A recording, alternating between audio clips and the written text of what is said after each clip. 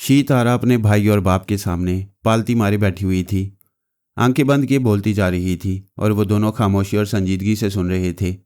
She तारा की पेशगोई का यही अंदाज होता था। वो कागज़ पर लिखकर बताती थी या जुबान से बोलती थी। तमाम हालातों हक़ाइक़ को पूरे ड्रामाई अंदाज में पेश करती थी। फिर उसने आंखें खोल दी, बाप को देखकर कहा, बापू, मैं इन्हीं हालात के पेश नज़र पेशगोई करती हूँ कि धनपत राय कल यहाँ नहीं आएगा। वो हिरासत में है। उस पर कत्ल का मुकदमा चलता रहेगा और मेरी ये पेशगोई भी दुरुस्त होगी कि आपको बाकी 3 लाख रुपए नहीं मिलेंगे। फिर वो भाई को देखकर बोली, शी तारा की जान, भाई सरना, तूने सच कहा था कि शीला के सितारे बड़े शक्तिमान हैं। धनपत राय हार जाएगा और बच्चा शीला को मिल जाएगा। पेपे सरना ने कहा, मेरी आंखों का तारा, तूने जो रुधा सुनाई है अगर वो दुरुस्त है तो शीला को अब तलाक भी नहीं होगी। धनपत राय के फांसी चढ़ने के बाद वही उसकी दौलत और जायदाद की मालका होगी। बाप सर झुकाए एक बड़े से कागज पर आड़ी तिरछी लकीरें बना रहा था। संस्कृत के शब्द और कुछ हिंदी अदाद लिखता जा रहा था। उंगलियों पर भी गिनता था, कभी बेटी को घूर कर देखता था। फिर उसने कागज और मार्कर को फर्श पर रखकर कहा, बेशक वो कल नहीं आएगा, लेकिन दुनिया का कोई ज्योतिषी ये नहीं बता सकता कि वो कल नहीं आएगा। उसके कातिल होने की पेशगोई की जा सकती है, लेकिन ये कोई नहीं बता सकता कि उसने शराब पी, एक दाश्ता को उसकी बीवी ने कत्ल किया और वो कातिल कहलाया। जब कत्ल हुआ तो तूफानी बारिश हो रही थी और कत्ल करने वाली ने कितने एहतमाम और एहतियात से वो कत्ल किया था। पेपे सरना ने कहा, मेरी बहना, तू ऐसे बता रही थी जैसे तेरी बंद आंखों के सामने वो फिल्म चल रही हो। क्या तेरे अंदर परमेश्वर बोलता है? अगर ऐसा है तो हमसे ना छुपा। मैं कुछ नहीं छुपाऊंगी। जब मैं किसी की आवाज़ सुनकर या किसी की तस्वीर की आंखों में झांक कर अपनी आंखें बंद करती हूँ तो उस आदमी के पास उसके माहौल में पहुँच जाती हूँ। बाप ने खुश होकर कहा, बेटी, यही टेलीपैथी है, कुछ और बताओ। वो दोनों हाथ जोड़कर बोली, बापू क्षमा करें, आप जानते हैं मैं बचपन से ही ऐसी हूँ, बहुत कम बोलती हूँ, जो कह दिया उससे आगे नहीं कहूँगी। बाप ने उसके सर पर हाथ रखकर कहा, जुग जुग जियो, आज तुमने दिल खुश कर दिया है। अब मैं चाहता हूँ तुम दोनों इस इलाके से बाहर निकलो। तुम लोगों ने यूरोप और अमेरिका का मुख्तसर सा सफ़र किया। अब दुनिया के एक सिरे से दूसरे सिरे तक नगर नगर की सैर करो। ज़माने के सर्दो गर्म को और लोगों की मोहब्बत और मकारियों को समझो। दुश्वार गुजार मरहलों से गुजरो और तजुर्बात की भट्टी में पकते पकते कुंदन बन जाओ। पेपे सरना गरचे टेलीपैथी के इल्म हासिल नहीं कर सका था, ताहम 1 घंटा और चंद मिनटों तक सांस रोकने की मशकों ने उसमें आत्मा शक्ति पैदा कर दी थी। उसके बाप सरना महाराज ने अपने बेटे को 1 बरस के लिए तिब्बत के उसी लामा मंदिर में महालामा के पास भेजा था, जहाँ से बाद में मरीना ने आत्मा शक्ति हासिल की थी। दोनों बहन भाई इल्म हुनर और गैर मामूली सलाहियतों में बेमिसाल और नाकाबिले शिकस्त थे। इस छोटे से सरना टाउन से निकलकर नगर नगर की सैर करते रहे। दोनों ने यह तय किया था कि शी तारा अपने टेलीपैथिक इल्म को और पेपे सरना अपनी आत्मा शक्ति को छुपाए रखेगा। वो दोनों कभी मुसीबत की घड़ी में अपने गैर मामूली इल्म के जरिए खामोशी से अपना बचाव करेंगे और आम इंसानों की तरह दोस्तों और दुश्मनों को परखते रहेंगे। दोनों ने 5 बरसों तक खाना बदोशों जैसी जिंदगी गुजारी। इस दौरान उनके बाप सरना महाराज का देहांत हो गया। उन्होंने असरार और खामोशी के पर्दों में रहकर बड़ी बड़ी बैनुल-अक़वामी सतह की खतरनाक तंजीमों से टक्कर ली। फिर अच्छा खासा तजुर्बा हासिल करके रूपोश हो गए। खतरनाक किस्म के कातिलों, दहशतगर्दों और स्मगलरों को तिगनी का नाच नचाया। फिर उनकी नज़रों से भी ओझल हो गए। वो दोनों मेरे और सोनिया के पीछे भी रहे। पारस और अली तैमूर के मुतल्लिक भी मालूमात हासिल करते रहे। उन्हें किसी हद तक मालूमात हासिल होती रही, लेकिन हमसे कभी सामना नहीं हुआ। अक्ल ने समझा अगर वो किसी तरह बाबा साहब के दायरे में दाखिल हो जाएं तो शायद वो मेरे पूरे ख़ानदान को करीब से देख सकेंगे। इस मकसद के लिए वो बाबा साहब के दायरे के दरवाजे पर आए। सिक्योरिटी अफसर ने पूछा, क्यों आए हो, किससे मिलना चाहते हो? पेपे सरना ने कहा, हम बुद्ध मत के पैरू हैं, यहाँ इस्लाम कबूल करने आए हैं और हेड ऑफ द डिपार्टमेंट से मिलना चाहती हैं। सिक्योरिटी अफसर ने फ़ोन पर रब्ता किया, कुछ बातें की, फिर उन दोनों से कहा, आओ फ़ोन पर बात कर लो। शी तारा ने कैबिन में आकर रिसीवर लिया, फिर उसे कान से लगाकर कहा, मोहतरम, मेरा नाम शी तारा है, मैं अपने भाई पेपे सरना के साथ आई हूँ। हम इस्लाम कबूल करके इस इदारे में तालीम हासिल करना और यहाँ के हॉस्टल में रहना चाहती हैं। दूसरी तरफ से आवाज़ आई, बेटी, मैं खुदा का एक आजिज़ बंदा हूँ, मेरा नाम अली असदुल्ला तबरेज़ी है। वो आवाज़ सुनते ही उनके दिमाग में पहुँच गई, लेकिन समझ में नहीं आया कहाँ पहुँच गई है। उसके चारों तरफ नूर ही नूर था। एक अजीब सी मस्त कर देने वाली खुशबू का एहसास हो रहा था। धुएं की तरह फैलते हुए नूर में कुछ दिखाई नहीं दे रहा था। उन्हीं बुजुर्ग की आवाज़ सुनाई दे रही थी। वो कह रहे थे, बेटी, जब अकलदार निकल आए तो चली आना, भाई के साथ जितनी जल्दी मुमकिन हो इस इलाके से दूर चली जाओ। खामोशी छा गई, आवाज़ गुम हो गई। शी तारा ने चौंक कर देखा, ना नूर था ना खुशबू थी। वो कैबिन में रिसीवर पकड़े खड़ी हुई थी और वह रिसीवर भी खामोश था। उसने इसे क्रैडल पर रख दिया, कैबिन से बाहर आ गई। भाई ने पूछा क्या हुआ? वो बोली फ़ोन पर बात नहीं हुई, मेरे अंदर कोई बोल रहा था। उसकी आवाज़ की मिठास और लहजे की धमक से अब तक मेरा दिल धड़क रहा है। वो कार में आकर बैठ गई। पेपे सरना ने स्टीयरिंग सीट पर बैठते हुए पूछा, वापस क्यों जा रही हो? क्या उन्होंने इदारे में दाखिल होने की इजाज़त नहीं दी? कुछ तो बोलो। भाई सरना, उस इदारे में कोई महाज्ञानी है। उसने शायद समझ लिया है कि हम सचमुच इस्लाम कबूल करने नहीं आए हैं, झूठ बोलकर इदारे में रहना चाहते हैं। क्या वो महाज्ञानी टेलीपैथी जानता है? वो तुम्हारे दिमाग में आया था? वो आता तो मैं सांस रोक लेती, मैं खुद उसके दिमाग में गई थी। ये कोई रूहानियत का अमल हो सकता है। उसने कहा, बेटी जब अक्ल दाढ़ निकल आए तो चली आना। इस बात से साफ जाहिर है कि वो महाज्ञानी हमारे फ्रॉड को समझ गया है। वो दोनों वहाँ से नाकाम होकर चले गए। उन्होंने बचपन से अब तक ये सीखा था कि नाकामी को दिल से तस्लीम करो। उसे तस्लीम करोगे तो नाकामी के सही असबाब समझ में आएंगे और अगली कामयाबी के रास्ते हमवार होंगे। फिर उन्होंने दूसरा तरीका इख्तियार किया। वह मुख्तलिफ बहरूप में और मुख्तलिफ हथकंडों से हमारे दुश्मनों के कभी दोस्त बनकर और कभी आलाकार बनकर रहे और उनके ज़रिए हमारी हिकमत अमली और लाइन ऑफ एक्शन को समझते रहे। वो हमसे दूर रहकर बड़ी जहानत से हमारी स्टडी करते रहे। ऐसा करने के लिए वो कभी यहूदियों के आलाकार बनते रहे, कभी सुपर मास्टर की टीम में घुसते रहे। इन 5 बरसों में बहन भाई ने बड़ी बड़ी नाकामियां बर्दाश्त की, बड़ी बड़ी कामयाबियों से हमकनार होते रहे। ऐसे ऐसे खतरात से दो चार हुए कि ज़िंदगी साथ छोड़ने लगी और मौत सर पर मंडराने लगी। लेकिन उन्होंने ज़बरदस्त कुव्वत इरादी, कुव्वत बाजू और बेइंतहा जहानत से मौत का रुख फेर दिया। ऐसे ही तजुर्बात की आग में जल जल कर कुंदन बन गए। उनमें कुछ अच्छाइयाँ थी, कुछ बुराइयाँ भी थीं। उन्हें ज़्यादा से ज़्यादा दौलत जमा करने की हवस बाप से विरसे में मिली थी। वो जिस मुल्क में गए वहाँ के अहम शहरों में आत्मा शक्ति के ज़रिए छुपे हुए ख़जानों का सुराग लगाया और टेलीपैथी के ज़रिए वो ख़जाना हासिल किया। हर शहर में हज़ारों गज ज़मीन खरीद कर किला नुमा महल बनवाए। उनके खुफिया खानों और तय खानों में बेहिसाब सोने चांदी हीरे जवाहरात का ज़खीरा किया। शीतारा अगरचे नहायत संजीदा और सर्द मजाज की थी, ताहम नित नए मलबूसात पहनने और अपने बदन पर हीरे जवाहरात सजाने का बहुत शौक था। जब भी उसे पता चलता कि किसी के पास दुनिया का नायाब हीरा है या गैर मामूली मोती या कीमती पत्थर है तो वो भाई से फरमाइश करती। पेपे सरना आत्मा शक्ति से उस जगह का सुराग लगाता जहाँ वो नायाब शय छुपा कर रखी जाती थी। वो वहाँ पहुँच जाता, मुश्किल से मुश्किल तिजोरी के मालिक को मुख्तलिफ तरीक़ों से उसे खोलते हुए देखता, फिर बहन को आकर तमाम अहवाल सुना देता।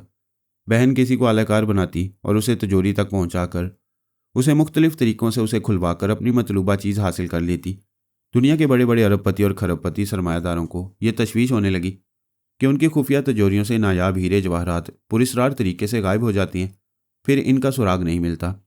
इन दोनों ने तमाम बड़े ममालिक के फ़ौजी अफसरान और साइंसदानों के दिमागों में जगह बनाई और अहम राज मालूम करते रहे, ताहम कोई मुल्क कभी इनके खिलाफ कोई कार्रवाई न कर सके।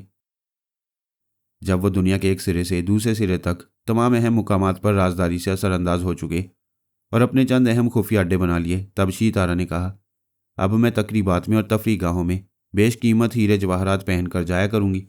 अगर कोई इन जवाहरात को अपनी मलकियत कहने की जिद करेगा तो ज़िंदगी की मलकियत से हाथ धो बैठेगा। पेपे सरना ने कहा, इसका मतलब ये हुआ कि अब कोई तुम्हारे जवाहरात पर एतराज़ करेगा तो तुम खुलकर टेलीपैथी का मुजाहरा करोगी। कोशिश करूंगी कि ये इल्म जाहिर ना हो, जाहिर होगा तो किसी दुश्मन से रद्द अमल का खौफ नहीं रहेगा। अब हमने अपने अतराफ फौलाद की दीवारें खड़ी कर ली हैं और बड़े बड़े ममालिक की और ख़तरनाक तंजीमों की कमज़ोरियाँ मालूम कर ली हैं। मेरी बहन की खुशी मेरी खुशी है, तुम जो चाहो वो करो, मगर एक दिन और सब्र कर लो। मेरे गुरुदेव महालामा का देहांत हो चुका है। हम एक दिन के लिए तिब्बत के शहर लासा जाएंगे। लंदन और शिकागो में उनके 2 ज़ाती त्यारे और 2 हेलीकॉप्टर और 3 स्पीड बोट्स थीं, लेकिन लंदन के त्यारे और हेलीकॉप्टर को सिर्फ यूरोप के चंद शहरों तक परवास की इजाज़त थी। इसी तरह शिकागो के त्यारे और हेलीकॉप्टर सिर्फ अमेरिका की हदूद में परवास कर सकते थे। वैसे वो बहन भाई किसी की इजाज़त के मोहताज नहीं थे। शीतारा ने मुतलका अफसरान के अंदर पहुंचकर लंदन से तिब्बत तक लंबी परवाज़ का इजाज़तनामा हासिल कर लिया। वो लासा पहुंचे। महालामा का क्रियाक्रम हो चुका था। पेपे सरना ने गुरुदेव की आत्मा शांति के लिए पूजा पाठ की। इसी मंदिर और मदरसे के मैनेजर ने बताया कि पिछले दिनों एक अमरीकी दोशीज़ा मरीना आई थी। उसने महालामा से आत्मा शक्ति का इल्म हासिल किया, फिर उनकी दुश्मन बन गई। उसने गुरुदेव के 6 अहम शागिर्दों को हलाक कर दिया। वो गुरुदेव को भी कत्ल करना चाहती थी, लेकिन ऐन वक्त पर एक अजनबी ने आकर उनकी जान बचा ली। पेपे सरना ने पूछा, वो अजनबी फरिश्ता कौन था? मैं ज़ाती तौर पर उसे नहीं जानता और ना ही गुरुदेव ने उसका कभी जिक्र किया था, लेकिन मरते समय उन्होंने अपनी ख्वाहिश बयान करते हुए कहा कि मेरे तमाम शागिर्दों से कह देना, एक टेलीपैथी जानने वाला फरहाद अली तैमूर का मुझ पर कर्ज है।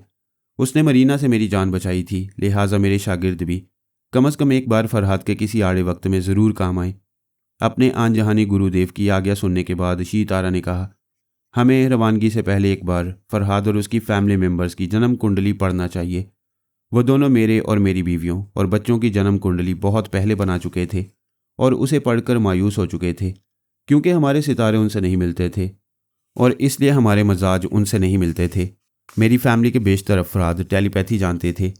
इसके बावजूद हमने दौलत का ज़ख़ीरा नहीं किया, दुनिया के नायाब हीरे जवाहरात दूसरों की तिजोरियों से नहीं निकाले और हमने दुश्मनों के खिलाफ महाजराई के लिए उनकी तरह जगह जगह खुफिया अड्डे नहीं बनाए। सिर्फ बाबा साहब का इदारा पनाहगाह थी। अगर पैपै सरना से कहा जाता कि वो दौलत का ज़ख़ीरा ना करे तो वो कभी बाज ना आता। शीतारा हीरे जवाहरात पर जान देती थी और उनके मुख्तलिफ खुफिया अड्डों से पता चलता था कि आइंदा वो बहुत ही ख़तरनाक तंजीम की सूरत में उभरने वाले हैं। हमारे और उनके रास्ते मुख्तलिफ थे और जहाँ भी ये रास्ते मिलते वहाँ मिलते नहीं थे, टकराते थे। अब पैपै सरना के गुरुदेव ने मरते समय हुक्म दिया था कि फरहाद से दोस्ती की जाए। अगर गुरुदेव को हमारी जन्म कुंडली मालूम होती तो वो कभी अपने शागिर्दों को ऐसा हुक्म न देते, लेकिन तीर कमान से निकल चुका था। गुरुदेव अपना हुक्म वापस लेने दोबारा दुनिया में नहीं आ सकते थे। अब हर हाल में उनकी आज्ञा का पालन करना ज़रूरी हो गया था। दोनों बहन भाई ने फिर एक बार हमारी जन्म कुंडली देखी और अपनी जन्म कुंडली के हवाले से पेश आने वाले हालात पढ़े। शीतारा के सितारे पहले भी कह रहे थे और अब भी समझा रहे थे कि वो फरहाद की फैमिली में कदम ना रखे। उसे बेशुमार फ़ायदे पहुंचेंगे, लेकिन एक बहुत बड़ा नुकसान होगा। वो धर्म से बेधर्म हो जाएगी, अपना धर्म छोड़कर एक दिन इस्लाम कबूल कर लेगी। पैपै सरना ने कहा, प्यारी बहना, हम जात के ब्राह्मण हैं। अगर ब्राह्मण अपना धर्म छोड़ देंगे तो हिंदू जाति का क्या बनेगा? मैं तो बेधर्म होने का तसव्वुर भी नहीं कर सकती। जब उस फैमिली से दूर रहकर ऐशो आराम से जी रही हूँ तो मुझे उन मुसलमानों के पास जाने की ज़रूरत ही क्या है? लेकिन उधर जाने का कोई बहाना पैदा हो जाता है। क्या हम गुरुदेव के हुक्म की तामील नहीं करेंगे? बेशक करेंगे। गुरुदेव ने आखिरी सांसों में कहा था कि उनके शागिर्दों को कम से कम एक बार फरहाद की किसी मुसीबत में काम आना चाहिए। इसलिए भाई सरना, तू एक बार उसके काम आ जा, इसके बाद उससे दूर हो जा। बहना, तू मेरे दिल की बात कह रही है, मैं यही करूँगा। मेरा ख्याल है तुझे लंदन वापस जाना चाहिए। नहीं, मेरी ज्योतिष विद्या कहती है कि फरहाद का बेटा पारस मुझ पर असरअंदाज होगा। उसमें कोई ऐसी सलाहियत है जिससे वो जवान लड़कियों को मुतासिर करता है। अगर मैं खुद को बचाने की कोशिश नहीं करूँगी तो मुतासिर हो जाऊँगी और उसका मजहब कबूल कर लूँगी। उससे निजात हासिल करने का सिर्फ एक रास्ता है। रास्ता बता। हम जान देकर भी उस कमबख्त से निजात हासिल करेंगे। जान हमें नहीं, उसे देना होगी। अगर वो मर जाए या हम उसे कत्ल कर दें तो हमेशा के लिए मेरे बेधर्म होने का अंदेशा ख़त्म हो जाएगा।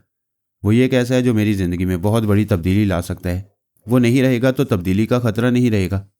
फिर तू मुतमईन हो जा, वो मेरे हाथों मारा जाएगा। नहीं, मेरी विद्या के मुताबिक वो मेरे हाथों से मरेगा। जिस तरह वो मेरे लिए मनहूस है उसी तरह मैं उसके लिए मनहूस हूँ। अगर मैं उस इलाके में रहूँ जहाँ वो रहता है और कभी कभी मेरा साया उस पर पड़ता रहे तो ऐसे में हर माह की 3, 13 और 23 तारीखें उसके लिए मनहूस होंगी। इन तारीखों में उस पर कातिलाना हमला कामयाब होगा। मुझे तेरी तदबीरों और चालाकियों पर पूरा भरोसा है। तूने बड़े ख़तरनाक लोगों को खाक में मिलाया है, लेकिन यह फरहाद की टेलीपैथी का मामला है। इस फैमिली के किसी भी फर्द को हाथ लगाना गोया मौत से मुसाफिया करना है। इसलिए मैं हर मरहले पर तेरे साथ रहूँगा। ये इंसान भी क्या चीज़ है, अपनी बका के लिए दूसरे को बाकी नहीं रहने देता। वो दोनों अपने गुरु की आज्ञा से किसी मौके पर मेरी जान बचाना चाहते थे और अपने धर्म पर कायम रहने के लिए मेरे बेटे की जान लेना चाहते थे। बाप से दोस्ती और बेटे से दुश्मनी तय कर चुके थे। वहाँ के मैनेजर ने मरीना की एक तस्वीर पैपै सरना को दी। वो बहन से बोला, फरहाद ने गुरुदेव की जान बचाई थी और मरीना को अपने साथ ले गया था। अगर ये अब तक फरहाद के साथ है तो हम इसके ज़रिए पारस तक भी पहुँच सकेंगे। वो मरीना की तस्वीर देखते हुए बोली, इसने आत्मा शक्ति हासिल की है। मैं इसके अंदर जाना चाहूँगी तो यह सांस रोक लेगी। पहले मैं सुराग लगाता हूँ। ये तो मालूम हो कि वो किस मुल्क और किस शहर में और क्या करती फिर रही है। वो दोनों मंदिर के एक मेहमान खाने में थे। शीतारा ने उठकर कमरे के दरवाजे को अंदर से बंद कर दिया। पैपै सरना फर्श पर चारों शाने चित लेट कर आत्मा शक्ति के मंत्र जाप करने लगा। 1 मिनट के अंदर ही उसकी आंखें बंद हो गईं, होंठ साकित हो गए और पूरा जिस्म एक लाश की मानिंद बेहिस्सो हरकत हो गया। उसकी आत्मा मरीना के पास पहुंच गई। वो वाशिंगटन में सुपर मास्टर की खुफिया रिहाइशगाह में थी और वहां आत्मा शक्ति के जरिए थी, यानी खुद नहीं थी। आत्मा के जरिए सुपर मास्टर और जॉन लंबोर्डा को देख रही थी। फिर लंबोर्डा फौजी गार्ड्स के दरमियान चलता हुआ उस रिहाइशगाह से बाहर आया और एक कार में बैठ गया। उसके आगे पीछे फौजी गाड़ियां थीं। मरीना की आत्मा वहां से दूर एक कार में आई। उस कार में लंबोर्डा की बेटी कानुमाना बैठी हुई थी। इसके बाद वो आत्मा मरीना के जिस्म में वापस आ गई। इसके साथ ही पैपै सरना की आत्मा भी उस कमरे में आ गई। मरीना फर्श पर बैठ गई। उसके अंदाज से पता चल रहा था कि वो ख्याल ख्वानी में मसरूफ़ है। वो मालूम नहीं कर सकता था कि वो ख्याल ख्वानी में कहाँ पहुंची हुई है। एक अंदाज़ा था कि वो कानोवाना के जरिए लंबोडा की निगरानी कर रही होगी। पेपे सरना की आत्मा ने उस कमरे से निकलकर मालूम किया कि मरीना किस शहर और मुल्क में है। पता चला उज़्बेकिस्तान के शहर ताशकंद में बैठी हुई है। उस वक्त मैं नहीं जानता था कि उसने मुझे दिमागी कमज़ोरी में मुब्तला किया हुआ है और लंबोडा से उसका झगड़ा चल रहा है। वो लंबोडा को मेरे दिमाग में आने से रोकने के लिए कानोवाना के पास जा रही है। पेपे सरना ने सोचा, शीतारा लंबोडा के पास जाएगी तो वो सांस रोक लेगा। उसकी बेटी के दिमाग में रहकर ही मालूम कर सकती है कि मरीना क्या करती फिर रही है। शीतारा को कानोवाना के दिमाग में इसलिए जगह मिल गई थी क्योंकि मरीना वहां मौजूद थी और उसके अंदर रहकर जो कुछ बोल रही थी उससे उसके खतरनाक इरादों का अंदाज़ा हो रहा था। फिर अंदाज़ा दुरुस्त निकला। लंबोडा सरकारी ओहदेदारों के खसूसी एयरपोर्ट से एक खसूसी त्यारे में कहीं जाने वाला था। बेटी ने अचानक उसके सामने पहुंचकर उसे गोली मार दी। ये चौंका देने वाली हरकत थी। शीतारा सोच भी नहीं सकती थी कि मरीना टेलीपैथी के इतने बड़े पहाड़ को गिरा देगी। सरना ने मरीना के कमरे में आकर देखा। वो फातिहाना अंदाज में कहके लगा रही थी, कुछ कहती भी जा रही थी। वो अपने जिस्म में वापस आ गया। आंखें खोलकर फर्श पर से उठते हुए बोला, ये कहके क्यों लगा रही है? शीतारा ने कत्ल की तमाम रुदात सुनाकर कहा। वह फरहाद के साथ उस मंदिर में गई थी। अगर वो ताशकंद में है तो फरहाद भी वहीं होगा। वो जिस बंगले में है मैं वहाँ का हर कमरा देख चुका हूँ। फरहाद उसके साथ नहीं है। वैसे हम अभी ताशकंद चलें तो मरीना को ट्रैप कर सकती हैं और फरहाद को भी तलाश कर सकती हैं। वो मंदिर के मेहमान खाने से बाहर आए। शीतारा ने कहा, मरीना ने इतने बड़े शख्स को कत्ल किया है। इस कत्ल की कोई खास वजह होगी। ये भी हो सकता है कि इस मामले में फरहाद उसकी पुश्तपनाही कर रहा हो। ऐसा हो सकता है। वो दोनों तैयारी के पास आकर रुक गए। सरना ने कहा, एक आइडिया है। तुम लंबोडा की बेटी कानोवाना के चोर ख्यालात पढ़कर कुछ मालूम कर सकती हो। उसके शौहर बीजी थरमाल से भी बहुत कुछ मालूम हो सकता है। वो तैयारी के अंदर आए। सरना ने पायलट की सीट संभाल ली। शीतारा ने अपनी अटैची खोली। उसमें कई कैसेट्स और छोटे बड़े रिकॉर्डर थे। इन कैसेटों में बहुत से टेलीपैथी जानने वालों की और दीगर अहम शख्सियात की आवाज़ें भरी हुई थीं, ताकि कभी किसी की आवाज़ और लहजा याद ना रहे तो कैसेट सुनकर याद आ जाए। उसने एक कैसेट के जरिए कानोवाना और थरमाल की आवाज़ें सुनी, फिर रिकॉर्डर को ऑफ कर दिया। ये जानती थी कि थोड़ी देर पहले मरीना की मौजूदगी के बायस कानोवाना ने सांस नहीं रोकी थी। अब कानोवाना से दिमाग में महसूस करते ही भगा देगी। उसने ये सोचकर थरमाल को आजमाया तो उसके दिमाग में जगह मिल गई। वो अस्पताल में था। उसके ख्यालात ने बताया कि वो नादानिस्तगी में मरीना का मामूल और ताबेदार बन गया। जब मरीना फरहाद को जख्मी करके उसके दिमाग पर कब्जा जमा रही थी तो थरमाल भी वहां समोरा के दिमाग में था। शीतारा ने उससे आगे थरमाल के ख्यालात नहीं पढ़े। यही बात चौंका देने के लिए काफ़ी थी कि मरीना ने फरहाद को जख्मी किया और उसके दिमाग को कमज़ोर कर दिया। ये मालूम होते ही शीतारा ने वो कैसेट रिकॉर्डर में लगाया जिसमें मेरी आवाज़ थी। उसने सुपर मास्टर के रिकॉर्ड रूम से मेरी और मेरे ख़ानदान के तमाम अफराद की आवाज़ें बड़ी राजदारी से हासिल की थीं। उसने मेरी आवाज़ सुनी, फिर बड़ी आसानी से मेरे दिमाग में आ गई। पहले तो वो इस कामयाबी पर हैरान हुई, फिर खुशी से चीख कर बोली, भाई सरना, मैं फरहाद अली तैमूर के दिमाग में पहुंच गई हूँ। तैयारा फिजा में परवाज कर रहा था। वो विंड स्क्रीन के पार बादलों को देखते हुए बोला, भाई की जान, मुझे यकीन नहीं आ रहा है, क्या सच कह रही हो? बिल्कुल सच कह रही हूँ। मैंने लंबोडा के दामाद के ख्यालात पढ़े थे। पता चला कि मरीना ने समोरा नामी एक आलाकार के जरिए फरहाद को जख्मी किया है। बस इतना मालूम होते ही मैं फरहाद के अंदर पहुंच गई हूँ। तो फिर एक लम्हा भी ज़ाया ना कर। फरहाद के जितने चोर ख्यालात पढ़ सकती है, जितनी कमज़ोरियाँ मालूम कर सकती है, फ़ौरन ये सारी मालूमात हासिल कर ले। वो मेरे ख्यालात पढ़ने लगी। उस वक्त लैला मेरी हिफाजत के लिए मौजूद थी ताकि कोई मुझ पर तनवीमी अमल ना कर सके। जब मरीना ने मेरे पास आकर कहा कि वो लंबोडा को कत्ल कर चुकी है और अब कोई उसे तनवीमी अमल से नहीं रोक सकेगा, तो लैला ने मुदाखलत की। मरीना लंबोडा को कामयाबी से कत्ल करने के बाद मेरे दिमाग में नाकाम हो रही थी। गुस्से में मुझे मार डालना चाहती थी, लेकिन इस सिलसिले में भी मायूसी हुई। सलमान ने मेरा लहजा इख्तियार करके उसके दिमाग को अपने काबू में रखा और उसे वार्निंग दी थी कि वो 12 घंटे के अंदर उज़्बेकिस्तान से बाहर चली जाए। यूँ मेरे चोर ख्यालात पढ़ने से शीतारा को यह भी मालूम हो गया कि कोई भी टेलीपैथी जानने वाला मेरा लहजा इख्तियार करके मरीना के दिमाग में पहुंच सकता है। वो खुश होकर बोली, भाई सरना, एक और कामयाबी, मैं मरीना के भी दिमाग में जा सकती हूँ। मेरी बहन, तू कमाल कर रही है। अब देर न कर, पारस के मुतल्लिक मालूम कर। मेरी सोच ने उसे बताया कि वो उज़्बेकिस्तान में है, लेकिन ये मालूम नहीं है कि किस शहर में है। शीतारा ने मेरी सोच में कहा, मुझे पारस के मुतल्लिक लैला से पूछना चाहिए। मैंने इस तहरीक पर लैला से पूछा। वो बोली, हमारा बेटा समरकंद में बारबरा और जैरी के पीछे लगा हुआ था। आपके ज़ख्मी होने की इत्तला पाने के बाद यहाँ आ रहे हैं। ये सुनकर शीतारा की मालूमात में इजाफा हुआ कि बारबरा और जैरी समरकंद में है। ये भी मालूम होता गया कि बारबरा का ऑपरेशन हुआ है और जैरी कहीं रूपोश है। वो बहन भाई तकरीबन 2 घंटे में ताशकंद पहुँच गए। शीतारा ने सफ़र के दौरान मेरे अंदर रहकर मालूम किया कि सोनिया बाबा साहब के इदारे में और माँ बनने वाली है। रसवंती के मुतल्लिक मालूम हुआ वो अभी उज़्बेकिस्तान आने वाली है, शायद आ चुकी है। वो एक तवील अरसा तक गोशाए गुमनामी में रही थी और जनाब अली असदुल्ला तबरेज़ी के साय में रूहानियत से भरपूर ज़िंदगी गुजारती रही थी। रसवंती के मुतल्लिक ये क्या सराई थी कि वह टेलीपैथी के अलावा रूहानी इल्म से भी मालामाल हो चुकी है। अली के मुतल्लिक पता चला कि वह इसराइल में एक गोल्डन ब्रेन यहूदी बनकर तमाम गोल्डन ब्रेन्स को धोखा दे रहा है और एक गोल्डन ब्रेन का दामाद भी रह चुका है। मेरी दिमागी कमज़ोरी के बायस मेरे ख़ानदान के हर फर्द का भेद खुलता चला जा रहा था। शीतारा ने मेरी सोच के जरिए मालूम किया कि सिल्वाना उर्फ सुपर मादाम दरअसल हमारी सोनिया सानी है। ये बहुत बुरा हो रहा था। हमारे ऐसे राज अयां हो रहे थे जिनके इंकशाफ से मेरे बच्चों को जानी नुकसान पहुंच सकता था। उसे यह भी मालूम हो रहा था कि हम एक दूसरे के दिमागों में किन कोड वर्ड्स के जरिए आते हैं। उन्होंने ताशकंद पहुंचने के बाद एक वैगन किराए पर हासिल की। सरना ने कहा, हम उस इलाके में जाएंगे जहां मेरी आत्मा मरीना को देख चुकी है। ये बहुत बड़ा शहर है, तुम उस इलाके को कैसे ढूंढोगे? उस जगह का नाम तुम्हें मालूम है? हाँ, उसकी रिहायशगाह के बाहर थोड़े फासले पर एक शाहरा है। उस शाहरा के एक चौराहे पर बाबर चौक लिखा हुआ है। वो बाबर चौक का पता पूछते हुए उस रिहायशगाह तक पहुंच गए। शीतारा ने कहा, वो यहाँ से जा चुकी है। तुझे कैसे मालूम हुआ? मैं अभी बता चुकी हूँ कि फरहाद का लहजा इख्तियार करके मरीना के दिमाग में जाने लगी हूँ। वो इस वक्त पासपोर्ट और ज़रूरी कागजात लेकर एयरपोर्ट की तरफ जाने वाली है। सलमान ने उसे वार्निंग दी है कि उज़्बेकिस्तान छोड़कर ना गई तो दुनिया छोड़कर जाना होगा। वो दोनों सफारत खाने का पता पूछते हुए उस इमारत के पास आए। मरीना दूर एक फुटपाथ पर खड़ी हुई किसी टैक्सी का इंतजार कर रही थी। शीतारा ने गाड़ी से उतर कर कहा, मैं कुछ ज़रूरी शॉपिंग करके सीधी अपने त्यारे के पास आऊँगी, तो मरीना को ट्रैप करके उधर ले आना। वो गाड़ी आगे बढ़ाकर मरीना के पास जाकर रुक गया।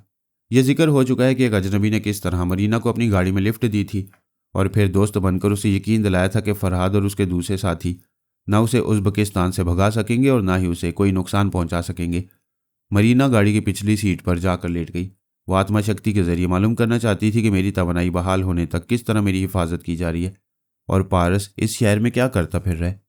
उधर शीतारा एक रेस्तोरां में जाकर बैठ गई और कॉफ़ी का ऑर्डर देकर सोच रही थी कि पारस का सुराग कैसे लगाए और कैसे उसे ट्रैप करके कत्ल करे। फिलहाल मैं ही एक जरिया था। वो मेरे दिमाग में आकर फिर कुछ मालूम करना चाहती थी लेकिन ख्याल ख्वानी न कर सकी। एक शख्स उसके सामने मेज़ के दूसरी तरफ आकर बैठ गया था। वो उसे नागवारी से देखकर बोली, क्या बात है? वो मुस्कुरा कर बोला, लाजवाब हुस्न है। तुम्हारे चेहरे के नकूश ऐसे जाज़बे नज़र हैं कि नज़रें यहाँ से हटना नहीं चाहती। दो अफराद उस अजनबी के पीछे आकर खड़े हो गए। शीतारा ने पूछा, क्या ये भी मेरे दीवाने हैं? दीवाना सिर्फ मैं हूँ, इनमें से एक मेरा दायां और दूसरा बायां बाजू है। वो बोली, ज़रा उठकर अपने दाएं हाथ से दाएं चमचे को और बाएं हाथ से बाएं चमचे को मारो। ये कहते उसने दिमाग पर कब्जा जमा लिया। वो अचानक ही उठकर अपने दोनों चमचों की पिटाई करने लगा। वो बौखलाकर पूछ रहे थे, ये क्या कर रहे हो? एक हसीना के कहने से हमारी इंसल्ट कर रहे हो? हम कहते हैं हाथ रोक लो, वरना आखिरी बार समझाते हैं, हाथ रोक लो। उसका दिमाग और दोनों हाथ काबू में नहीं थे, इसलिए नहीं रुक रहे थे। तब उसके दोनों साथी गुस्से में उस पर पल पड़े।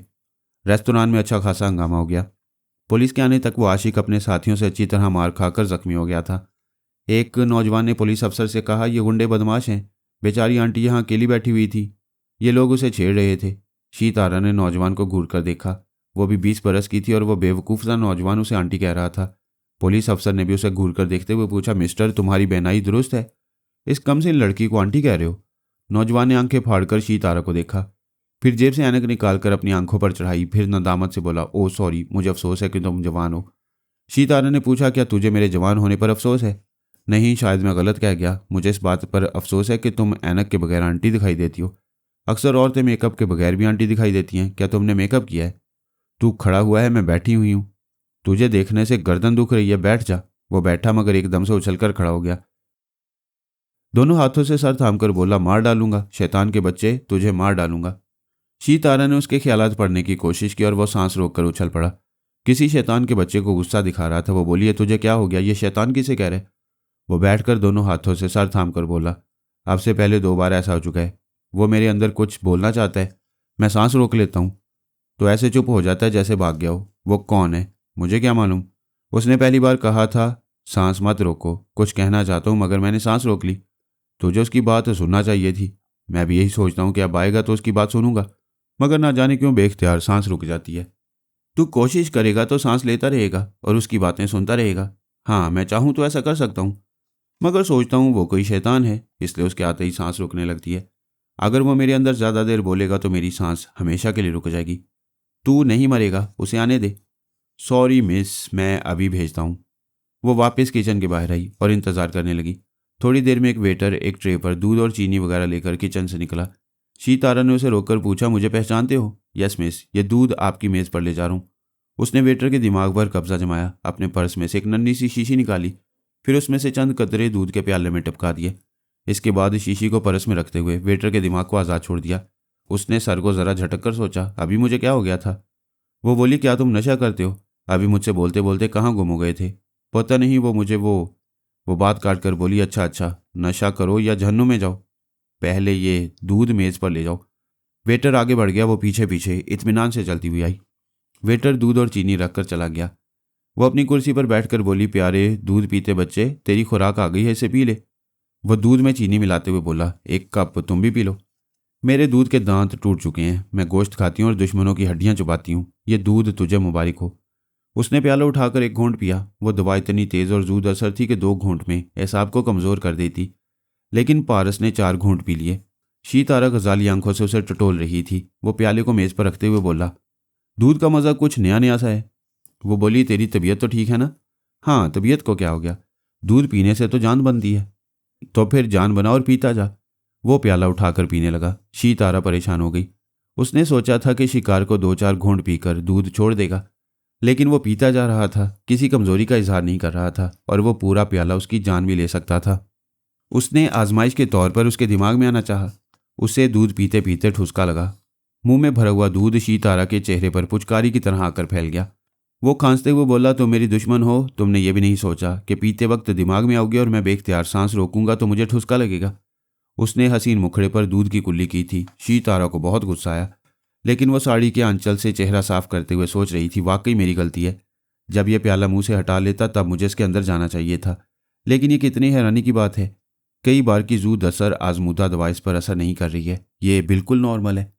वो प्याला खाली करके खड़ा हो गया। शीतारा ने पूछा, क्या हुआ, क्या तेरी तबीयत खराब हो रही है? वो हैरानी से बोला, मेरी समझ में नहीं आता, तुम मेरी तबीयत के पीछे क्यों पड़ गई हो? मैं बिल्कुल ठीक हूँ। वो परेशान होकर उसे देखते हुए बोली, हाँ ठीक है, तुझे ठीक ही रहना चाहिए, मगर खड़ा क्यों है, कहाँ जा रहा है? दूध देने जा रहा हूँ। दूध देने? उसने हैरानी से पूछा। मेरा मतलब है टॉयलेट जा रहा हूँ। वो चला गया। वो उसे देखती रही। जब वो नज़रों से ओझल हो गया तो दोनों हाथों से सर थाम कर सोचने लगी, मैंने दुनिया घूम ली, मगर ऐसा सर घुमाने वाला आदमी पहली बार देख रही हूँ। आखिर मैं कैसे मालूम करूँ कि ये क्या बला है? उसने उधर देखा जिधर वो गया, फिर सोचने लगी, यह अहमक है मगर काम का आदमी है। तभी कोई इसके दिमाग में आकर इसे दौलत का लालच दे रहा है। ये मेरे भाई जैसा कद्दावर पहाड़ है, इसमें कुछ और भी गैर मामूली खूबियाँ हैं। ये भी गैर मामूली और नाकाबिल यकीन बात है कि मेरी दवा इस पर बेअसर रही। उधर सलमान ने पारस के पास आकर कहा, मरीना हमारे हाथ से तकरीबन निकल चुकी है। वो 40 मिनट सांस रोकती है, लेकिन 1 घंटा गुजर चुका है। मैं कई बार उसके दिमाग में जाने की नाकाम कोशिशें कर चुका हूँ। तुम्हारे पापा ने कहा है कि किसी भी अजनबी से दूर रहो। यह लड़की जो रेस्तोरां में है, इसका कोई साथी मरीना को किसी तरह तकवीयत पहुंचा रहे। इस लड़की से दूर रहकर उसकी निगरानी करो, देखो ये कहाँ जाती है। हमें यकीन है ये जहाँ जाएगी वहाँ तुम्हें मरीना नजर आएगी। पारस रेस्तोरां के पिछले दरवाजे से निकलकर दूर खड़ी हुई अपनी कार में जाकर बैठ गया। वहां से रेस्तोरां का दरवाज़ा दिखाई देता था। शीतारा अंदर बैठी बोर हो रही थी। फिर उसने वेटर को बुलाकर कहा, मेरा साथी बड़ी देर से टॉयलेट गया हुआ है, ज़रा जाकर देखो और उसे बुला लाओ। वेटर वहां से गया। वो वेटर के दिमाग में रहकर खुद ही टॉयलेट में पहुंची। उसे कहीं पृथ्वीराज नजर नहीं आया। उसने वेटर को रेस्तोरां के दूसरे हिस्से में घुमा फिराकर उसे तलाश किया, मगर तलाश नाकाम रही। वो कॉफ़ी और दूध का बिल अदा करके बाहर आ गई। फिर फुटपाथ पर पहुंचकर टैक्सी का इंतज़ार करने लगी। उसने एक बार दूर खड़ी हुई पारस की कार को भी देखा। कार के शीशे डार्क थे, इसलिए स्टीयरिंग सीट पर बैठा हुआ पारस नजर नहीं आया। फिर वो एक टैक्सी में बैठकर जाने लगी। भाई सरना से कह चुकी थी कि शॉपिंग करके जल्दी आएगी, लेकिन शॉपिंग न कर सकी। पृथ्वीराज ने उसे उलझा दिया था। वो उसे शहर में ज़रूर तलाश करती, लेकिन वक्त नहीं था। वो एयरपोर्ट के उस हिस्से में पहुंच गई जहां से चार्टर्ड त्यारा परवाज करता था। पेपे सरना ने उसे देखते हुए पूछा, भाई की जान, तू कहाँ रह गई थी? और थोड़ी देर ना आती तो मेरी आत्मा तेरी तलाश में निकल पड़ती। भाई सरना, आज मैंने एक अजीबोगरीब नौजवान से मुलाकात की है। वो अचानक ही कहीं चला गया है। हो सकता है किसी ने उसे अगवा किया हो। कोई टेलीपैथी जानने वाला उसे कोई काम लेना चाहता था। तू किन चक्करों में पड़ गई? क्या उस टेलीपैथी जानने वाले ने तेरे बारे में कुछ मालूम नहीं किया होगा? नहीं, मैंने उस जवान के दिमाग में घुसकर बातें सुनी थी। वो अजनबी टेलीपैथी जानने वाला मुझे काम सी लड़की समझ रहा था। चलो ठीक है, परवाज का वक्त हो चुका है। वो तैयारी की तरफ जाने लगे। शीतारा ने पूछा, मरीना कहाँ है, खैरियत से है? त्यारे में अब तक खैरियत से है। वो बता रही थी कि वो बड़ी देर तक आत्मा शक्ति के जरिए फरहाद और पारस को देखती रही है, लेकिन खुद खौफजदा है। आखिर कब तक सांस रोकती रहेगी? दुश्मन किसी वक्त भी उसके अंदर जलजले पैदा कर सकते हैं। उसे बचाए रखने का एक ही रास्ता है कि हम तनवीमी अमल के जरिए उसका ब्रेन वॉश करके फरहाद के तनवीमी अमल को मिटा दें। पैपे सरना ने एक ऑफिसर के पास आकर रवानगी के कागजात पर दस्तखत किए, फिर बहन के साथ त्यारे में आ गया। वहाँ मरीना बैठी हुई थी। सरना ने उसे बहन का तारुफ कराया। मरीना उसे देखकर चौंक गई। फिर पैपे सरना से बोली, तुम्हारी ये बहन अभी मेरे दुश्मन के साथ थी? सरना ने पूछा, ये तुम क्या कह रही हो? सच कह रही हूँ। मेरी आत्मा पहले फरहाद के पास गई, फिर पारस के पास गई। वो एक रेस्तोरां में तुम्हारी बहन के साथ बैठा बातें कर रहा था। भाई ने पूछा, क्या तुम रेस्तोरां में थी? हाँ, मगर वो पारस नहीं पृथ्वीराज था। मरीना ने कहा, यह तुम यकीन से नहीं कह सकती। मैं यकीन से कहती हूँ, क्योंकि उसे अच्छी तरह पहचानती हूँ। क्या यह भी यकीन है कि तूने मुझे पारस के साथ देखा है? हाँ, वो तुम ही थी। तुमने उसके दूध में दवा मिलाई थी और उसने वो सारा दूध पी लिया। शीतारा मरीना के पास बैठकर बोली, फिर तो तू दुरुस्त कह रही है। ओ गॉड, मैं इतनी देर से उसे अहमक समझ रही थी और वो मुझे अहमक बनाता रहा। फिर वो भाई का हाथ थामकर बोली, मेरी ज्योतिष विद्या ने यह नहीं बताया था कि वो इस कदर मक्कार और गैर मामूली सलाहियतें रखने वाला दुश्मन है। भाई सरना, मैं मर जाऊंगी मगर मुसलमान नहीं बनूंगी, अपना धर्म नहीं छोड़ूंगी। मेरी प्यारी बहन, मेरी आंखों का तारा, मौत तुझे नहीं उन बाप बेटे को आएगी। मरीना ने कहा, वो बाप बेटे मुझे भी मुसलमान बनाना चाहते थे, लेकिन मैं ईसाईयत पर कायम रही। क्या पारस तुम्हें मुसलमान बनने पर मजबूर कर रहा है? शीतारा ने कहा, पारस से मेरी बाकायदा जान पहचान नहीं है। यह तो मैंने ज्योतिष विद्या से मालूम किया है कि वो मेरी जिंदगी में आएगा तो मैं अपने धर्म से हट जाऊंगी। सरना ने पायलट की सीट संभाल ली थी। त्यारा रनवे पर दौड़ता हुआ फिजा में बुलंद हो रहा था। जब उसकी परवाज हमवार हो गई तो सरना ने कहा, मगर मेरी बहन कहती है पारस रेस्तोरां से कहीं चला गया था। तेरी आत्मा ने उसे कहीं जाते देखा होगा? हाँ, वो रेस्तोरां के पिछले दरवाजे से निकलकर शाहराह पर आया था। वहां एक कार खड़ी हुई थी। पारस उसी की स्टीयरिंग सीट पर बैठ गया। मेरी आत्मा उसका पीछा करने के लिए कार के अंदर जाना चाहती थी मगर ना जा सकी। सरना ने पूछा, क्यों ना जा सकी? आत्मा के सामने कोई रुकावट नहीं होती, तुझे कोई रोक नहीं सकता था। बेशक हमारे गुरुदेव महालामा ने हमें यही बताया था, लेकिन समरकंद के एक अस्पताल में मेरी आत्मा के सामने रुकावट पैदा हो गई थी। वहां बारबरा ऑपरेशन के बाद जेर इलाज थी। हम कई टेलीपैथी जानने वाले उसे अपनी मामूला बनाना चाहते थे, लेकिन अचानक उस बीमार लड़की ने सांस रोककर हम सबको दिमाग से निकाल दिया। जब मुझे उसके दिमाग से निकलना पड़ा तो मैं आत्मा शक्ति के जरिए उसके कमरे में गई। वहां बारबरा के सरहाने एक हसीन दोशीज़ा खड़ी हुई थी। उसके चेहरे से नूर बरस रहा था। वो मुझे देख रही थी, जबकि आत्मा को कोई देख नहीं सकता। शीतारा ने पूछा, क्या वो भी किसी की आत्मा थी? हाँ, ऐसी ही कोई चीज़ थी। उंगली के इशारे से मुझे कमरे से बाहर जाने को कह रही थी। मैं बयान नहीं कर सकती कि उसके अंदाज में कैसा रोब और दबदबा था। मुझे ऐसा लगा जैसे कोई पुरस्कार कुव्वत धक्का दे रही है। मैं आप ही आप उस कमरे के बाहर चली गई। सरना ने कहा, इसका मतलब है हमारी आत्माओं के सामने भी रुकावटें पैदा होती हैं? हाँ, मैं यही बताने जा रही थी कि मैं पारस की कार के अंदर ना जा सकी। वही दोशीज़ा जो बारबरा के सरहाने नजर आई थी पिछली सीट पर बैठी थी और मुझे घूर कर इशारे से दूर रहने का हुक्म दे रही थी। इस बार भी मैं बेख्तियार दूर चली गई, फिर इस त्यारे में अपने जिस्म के अंदर वापस आ गई। शीतारा ने परेशान होकर कहा, भाई सरना, ये पारस तो हमारी तवक्को से ज़्यादा खतरनाक और नाकाबिले शिकस्त है। कोई आत्मा उसकी बॉडीगार्ड है। अब समझ में आ रहा है कि एसाबी कमजोरी की दवा ने उस पर असर क्यों नहीं किया। उस आत्मा ने दवा को बेअसर बनाया होगा। सरना ने कहा, नहीं नहीं, ये बचकाना बात है। आत्मा ऐसी कोई हरकत नहीं कर सकती। वो ना सुन सकती है, ना अपनी आवाज़ सुना सकती है और ना ही दुनिया की किसी चीज़ को छू सकती है। फिर वो दवा को कैसे बेअसर बनाएगी? फिर उस पर असर क्यों नहीं हुआ? मरीना ने कहा, मैं बताती हूँ, वो जहरीला है। उस पर किसी सांप का जहर असर नहीं करता। शीतारा ने सहम कर पूछा, क्या वाकई वो जहरीला है? हाँ, जिस पर जहर असर ना करता हो उस पर तुम्हारी दवा क्या असर करेगी? वो बोली, भाई सरना, तू जानता है मैंने बड़े बड़े शहज़ोरों को मिट्टी चटाई है, लेकिन ये तो इंसान नहीं, नाग है। मुझे इससे हज़ारों मील दूर ले जा। तारा, तू मेरी जान है, तुझ पर ज़रा भी आँच नहीं आएगी। यही तो आजमाइश का वक्त है कि तू कितनी दिलेर, होशियार और गैर मामूली सलाहियतों की मालिक है। कीड़े मकोड़ों को मारा तो क्या मारा, दिलेरी और चालाकी तो ये है कि सांप को उसके फन से पकड़कर उसका सारा जहर निकालो और उसे एक बेजरर कछुए की तरह रींग रींग कर मरने के लिए छोड़ दो। मैं दरअसल इस बात से खौफजदा हूँ कि वो बहरूपिया है। आइंदा कभी सामना होगा तो कैसे पहचानूंगी? मरीना ने कहा, मैं तुम्हें बताती हूँ कि कैसे पहचानोगी। उसकी सबसे बड़ी पहचान यह है कि उसकी आंखें सांप की तरह खुली रहती हैं। वो पलके नहीं झपकता, कभी कभी झपक भी लेता है। ओ माय गॉड, अब मुझे याद आ रहा है, वाकई उसकी आंखें अजीब थीं। मैं सोच रही थी कि इसमें कोई गैर मामूली बात है, मगर ये बात उस वक्त समझ नहीं आई। उसकी दूसरी पहचान यह है कि कोई भी मुज़र दवा उस पर असर नहीं करती। चूंकि जहरीला, इसलिए कई बोतल शराब उसे पिला दो, नशा नहीं होगा। पेपे सरना ने कहा, मरीना, तूने उसकी ये 2 बड़ी निशानियां बताकर हमारे लिए सहूलतें पैदा कर दी हैं। वो कमबख्त मेरे लिए बहुत बड़ा चैलेंज बन गया है। शीतारा ने कहा, तेरे लिए वो ख्वाह कितना ही चैलेंज बन जाए, लेकिन ज्योतिष विद्या के मुताबिक वो मेरे हाथों से मारा जाएगा। और भाई सरना, पारस की 3 मनहूस तारीखों से कल एक मनहूस दिन होगा। कल 13 तारीख है। मैं उसके आसपास रहूंगी तो उसकी मौत बन जाऊंगी। वो बोला, इसीलिए हम समरकंद जा रहे हैं। हम कोई जरिया इख्तियार करके उसे समरकंद बुला सकते हैं या फिर ताशकंद जा सकते हैं। मरीना ने कहा, क्या तुम्हारा इल्म नजूम कहता है कि तुम्हें पारस के आसपास रहना चाहिए? हाँ, मैं दूर रहूंगी तो 3, 13 और 23 तारीखें उसके लिए मनहूस नहीं रहेंगी। लेकिन उसकी एक खतरनाक सलाहियत है जो हम सब के लिए तशवीशनाक है। क्या उसकी और भी कोई खतरनाक सलाहियत है? हाँ, वो एक बार जिसके साथ थोड़ा वक्त गुजार लेता है उसके बदन की महक याद रख लेता है। फिर हजारों बहरूप में रहो, वो बदन की महक से पहचान लेता है। बेशक तुम उसके साथ खासा वक्त गुजार कर आई हो। ए भगवान, ये तो पक्का शैतान है। ज्योतिष विद्या कहती है कि उसके करीब रहूंगी तो 3, 13 और 23 की तारीखें उसके लिए अजाब जान बन जाएंगी। और उसकी शैतानी खसलत धमकी दे रही है कि किसी भी भेस में रहूंगी तो करीब आते ही वो मुझे पहचान लेगा। सरना ने कहा, वाकई तकदीर की हेरा फेरी बहुत मुश्किल से समझ में आती है। अब ये बात समझ में आ रही है कि वो 3 मनहूस तारीखें सिर्फ उसके लिए ही नहीं, तेरे लिए भी जान का अजाब रहेंगी। फिर अपने बाप सरना महाराज को याद करते हुए बोला, बापू ने अपनी ज़िंदगी में पेशगोई की थी कि हमारे रास्ते से फरहाद बिल्कुल मुख्तलिफ है। हमें उनसे दूर रहना चाहिए। उनकी दुश्मनी महंगी पड़ेगी और दोस्ती से धर्म छूट जाएगा। शीतारा ने कहा, बापू ने साफ तौर से नहीं बताया था कि किस तरह धर्म पर बात आएगी।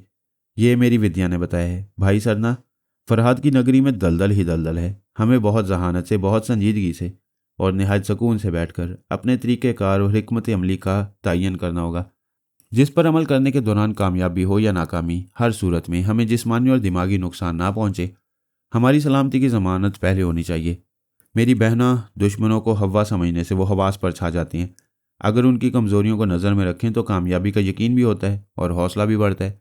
मेरी आत्मशक्ति के ज़रिए फरहाद, पारस, अली तैमूर और सोनिया सानी वगैरह की मसरूफियात हमसे छुपी नहीं रहती हैं। उनके बहुत से अहम राज भी हमें मालूम हो चुके हैं। उनसे जंग शुरू होने से पहले ही हमारी पोजीशन बहुत मजबूत हो चुकी है। वो समरकंद पहुंच गए। वहां उन्होंने दरिया ज़रफ़शां के किनारे एक बड़ा सा कॉटेज किराए पर हासिल किया। शीतारा ने ख्याल खुआनी के जरिए कहा, भाई सरना, पहले इस मरीना को ब्रेन वॉश करना चाहिए, वरना दुश्मन इसके दिमाग में आकर हमारी रिहाइश का मालूम कर लेंगे। वो दोनों मरीना के साथ एक कमरे में आए। पेपे सरना ने कहा, मरीना, यहाँ बिस्तर पर लेट जाओ, मैं तुम्हारा ब्रेन वॉश करूंगा। वो बिस्तर पर बैठ गई। सरना ने कहा, ठहर जा, लेटने से पहले ऐसाबी कमज़ोरी की दवा पी ले, अभी तारा लेकर आ रही है। वो परेशान होकर बोली, जब मैं ब्रेन वॉशिंग के लिए राज़ी हूँ तो मुझे कमज़ोर क्यों करना चाहते हो? तू कमज़ोर रहेगी तो हमारे अमल के दौरान किसी तरह का एतराज़ या मुज़ाहमत नहीं करेगी।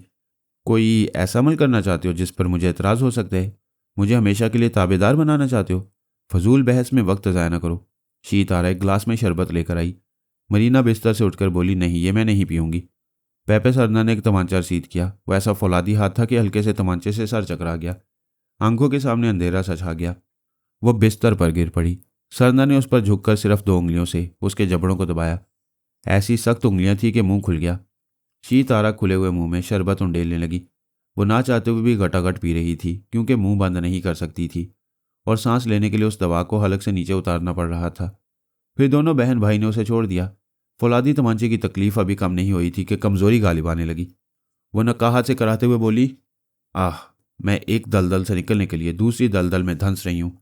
ओ गॉड, मुझे दुश्मनों से कब निजात मिलेगी? कैसे निजात मिलेगी? निजात के तमाम रास्ते बंद हो चुके थे। शीतारा ने उसके अंदर पहुंचकर उसे गहरी नींद सुला दिया। फिर तनवीमी अमल के जरिए सबसे पहले मेरे तनवीमी अमल के असरात को ख़त्म किया। फिर उसे अपनी और अपने भाई सरना की मामूला और ताबेदार बनाया। इसके बाद उसे तनवीमी नींद सोने के लिए छोड़ दिया। जब वो नींद से बेदार हुई तो उन बहन भाइयों की पूरी तरह महकूम और ताबेदार बन चुकी थी। शीतारा ने कहा, मरीना, तूने फरहाद की दिमागी कमज़ोरी से फ़ायदा उठाकर उसके ख़ानदान के तमाम अफराद के मुतालिक मालूमात हासिल की हैं। ये मालूमात मुझे भी हासिल हो चुकी हैं। अब ये बता कि तू अली तैमूर को किस तरह ट्रैप कर सकती है? मरीना ने कहा, सोनिया सानी भी अली तैमूर के साथ तिलबैब में है। एक को फांसने से दोनों ही फंस जाएंगे। मैं वहाँ के काला हाकिम के दिमाग में जा सकती हूँ। क्या तुम मेरे साथ आओगी? वह मरीना के अंदर आकर उसके ज़रिए काला हाकिम के पास पहुंची। ये उन्हें मालूम हो चुका था कि कार्बन ही दरअसल अली है, लेकिन सोनिया सानी का सुराग नहीं मिल रहा था। शायद आत्मा शक्ति के जरिए कुछ मालूम हो सकता था। शीतारा और मरीना ने एक सियासी रसाले में इसराइल के एक हाकिम की तस्वीर देखी। मरीना ने आत्मा शक्ति के तरीके पर अमल किया, फिर उसकी आत्मा उस इसराइली हाकिम के पास पहुंच गई। इस तरह शीतारा उस हाकिम के दिमाग में पहुंच गई। उसने हाकिम को अली की रिहाइशगाह की सिमत जाने पर मजबूर किया। मरीना उस हाकिम की कार में अली की रिहाइशगाह तक पहुंची। उसके जरिए सिक्योरिटी अफसर को देखा और शीतारा ने उस सिक्योरिटी अफसर की आवाज़ उस हाकिम के जरिए सुनी। फिर उस अफसर को किसी काम के बहाने अली के पास ले गई। यूं मरीना ने कारमन का यानी अली का मौजूदा चेहरा देख लिया। ये बयान कर चुका हूं कि मरीना ने अली को इसराइली हुकाम और गोल्डन ब्रेन्स के सामने कितने हथकंडों से बेनकाब करने की कोशिश की थी और नाकाम रही थी। अली इस मुल्क से बाहर जा चुका था और अली से पहले सानी वहां से जा चुकी थी। अगर मरीना और पैपै सरना सानी के सूरत आशना होते तो आत्मा शक्ति के जरिए उसके पास पहुंच जाते। वैसे उम्मीद थी कि जल्द ही किसी को आलाकार बनाकर सानी उर्फ सिल्वाना सुपर मादाम तक पहुंच जाएंगे। मरीना ने पैपै सरना से कहा, मैंने अपनी ज़िंदगी में सबसे बड़ी कामयाबी हासिल की थी। फरहाद को तस्खीर किया था और मेरी सबसे बड़ी नाकामी यह है कि जिसे तस्खीर किया था उसी की मामूला और ताबेदार बनकर रहती आई थी। सरीना ने कहा, बहुत बड़ी कामयाबी के बाद नाकामी बर्दाश्त नहीं हुई। वो बोली, मैं दुश्मनों को अपने दिमाग से भगाने के लिए तुम्हारी कनीज़ बन गई हूँ। मुझे कनीज़ बनने का कुछ तो फ़ायदा पहुँचना चाहिए। क्या ये फ़ायदा कम है कि फरहाद और उसके साथी तुम्हारे अंदर नहीं आ सकेंगे? तुम उनके मुजालिम से महफूज रहोगी, उनके अहकामात की पाबंद नहीं रहोगी। मैंने तुम्हारी ताबेदारी सिर्फ अपनी हिफाजत के लिए नहीं की है। मैं फरहाद को गुलाम बनाना चाहती हूँ। मैंने इस नाकामी को कामयाबी में बदलने के लिए तुम्हारे पास बना ली है। तुम इस सिलसिले में जो कुछ करना चाहोगी हमारी तरफ से पाबंदी नहीं होगी। हमारा भरपूर ताउन रहेगा। लेकिन फरहाद और उसकी फैमिली के सामने मेरा और मेरी बहन का नाम न आए। ये कभी मालूम ना हो कि दर पर्दा हम दुश्मनी कर रहे हैं। शीतारा ने कहा, वो 2 दिन से जख्मी पड़ा हुआ है। उसके टेलीपैथी जानने वाले साथी उसके दिमाग में 24 घंटे पहरा नहीं देते होंगे।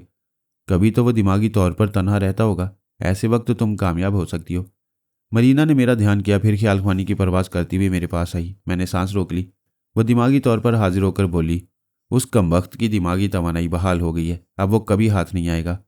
मायूस क्यों होती हो? उस पर गालिब आने का फिर कोई रास्ता निकल आएगा। उसे ये तो बता दो कि तुम नाकाम हुई हो तो वो भी तुम्हारे दिमाग में आने में नाकाम रहेगा। वो फिर मेरे पास आई। मैंने पूछा, कौन है? कोड वर्ड्स बताओ। मैं तुम्हें दिमागी तवानाई की बहाली पर मुबारकबाद देने आई हूँ। मैंने तुमसे कहा था कि सुबह से पहले निजात हासिल कर लूँगा और हर हाल में ख्याल ख्वानी के जरिए सोनिया को आज़ान सुनाने जाऊँगा। मैं मानती हूँ तुमने जो कहा था वही पेश आया। तुम मेरे दिमाग में चोरी छुपे आते हो। क्या अब नहीं आओगे? आओ, मैं तुम्हें दावत दे रही हूँ। जब मैं दिमाग में आए बगैर तुम्हारे मौजूदा हालात को समझ रहा हूँ तो फिर ख्याल ख्वानी की ज़रूरत ही क्या है? क्या तुम जानते हो कि मैं कहाँ हूँ? तुम पैपै सरना और शीतारा के साथ समरकंद में हो। बस अब जाओ। मैंने सांस रोक ली। वह दिमागी तौर पर बहन भाई के सामने हाजिर होकर बोली, वो तुम दोनों के नाम जानता है और ये भी जानता है कि मैं तुम्हारे साथ इस शहर में हूँ। शीतारा और पैपै सरना ने परेशान होकर एक दूसरे को देखा। फिर एक ने पूछा, वो हमारे मुतल्लिक और क्या जानता है? उसने मजीद कुछ पूछने का मौका नहीं दिया, सांस रोक ली। तू फिर जा, उससे मालूम कर, हमें तशवीश में मुब्तला न कर। वो फिर मेरे पास आई। मैंने सांस रोक ली। थोड़ी देर बाद आई, फिर मायूस होकर गई। सरना से बोली, वो रास्ता रोक रहा है। वैसे बात समझ में आ गई है। दरअसल फरहाद इस तरह हवास पर छा जाता है कि हम अकल से सोचना भूल जाते हैं।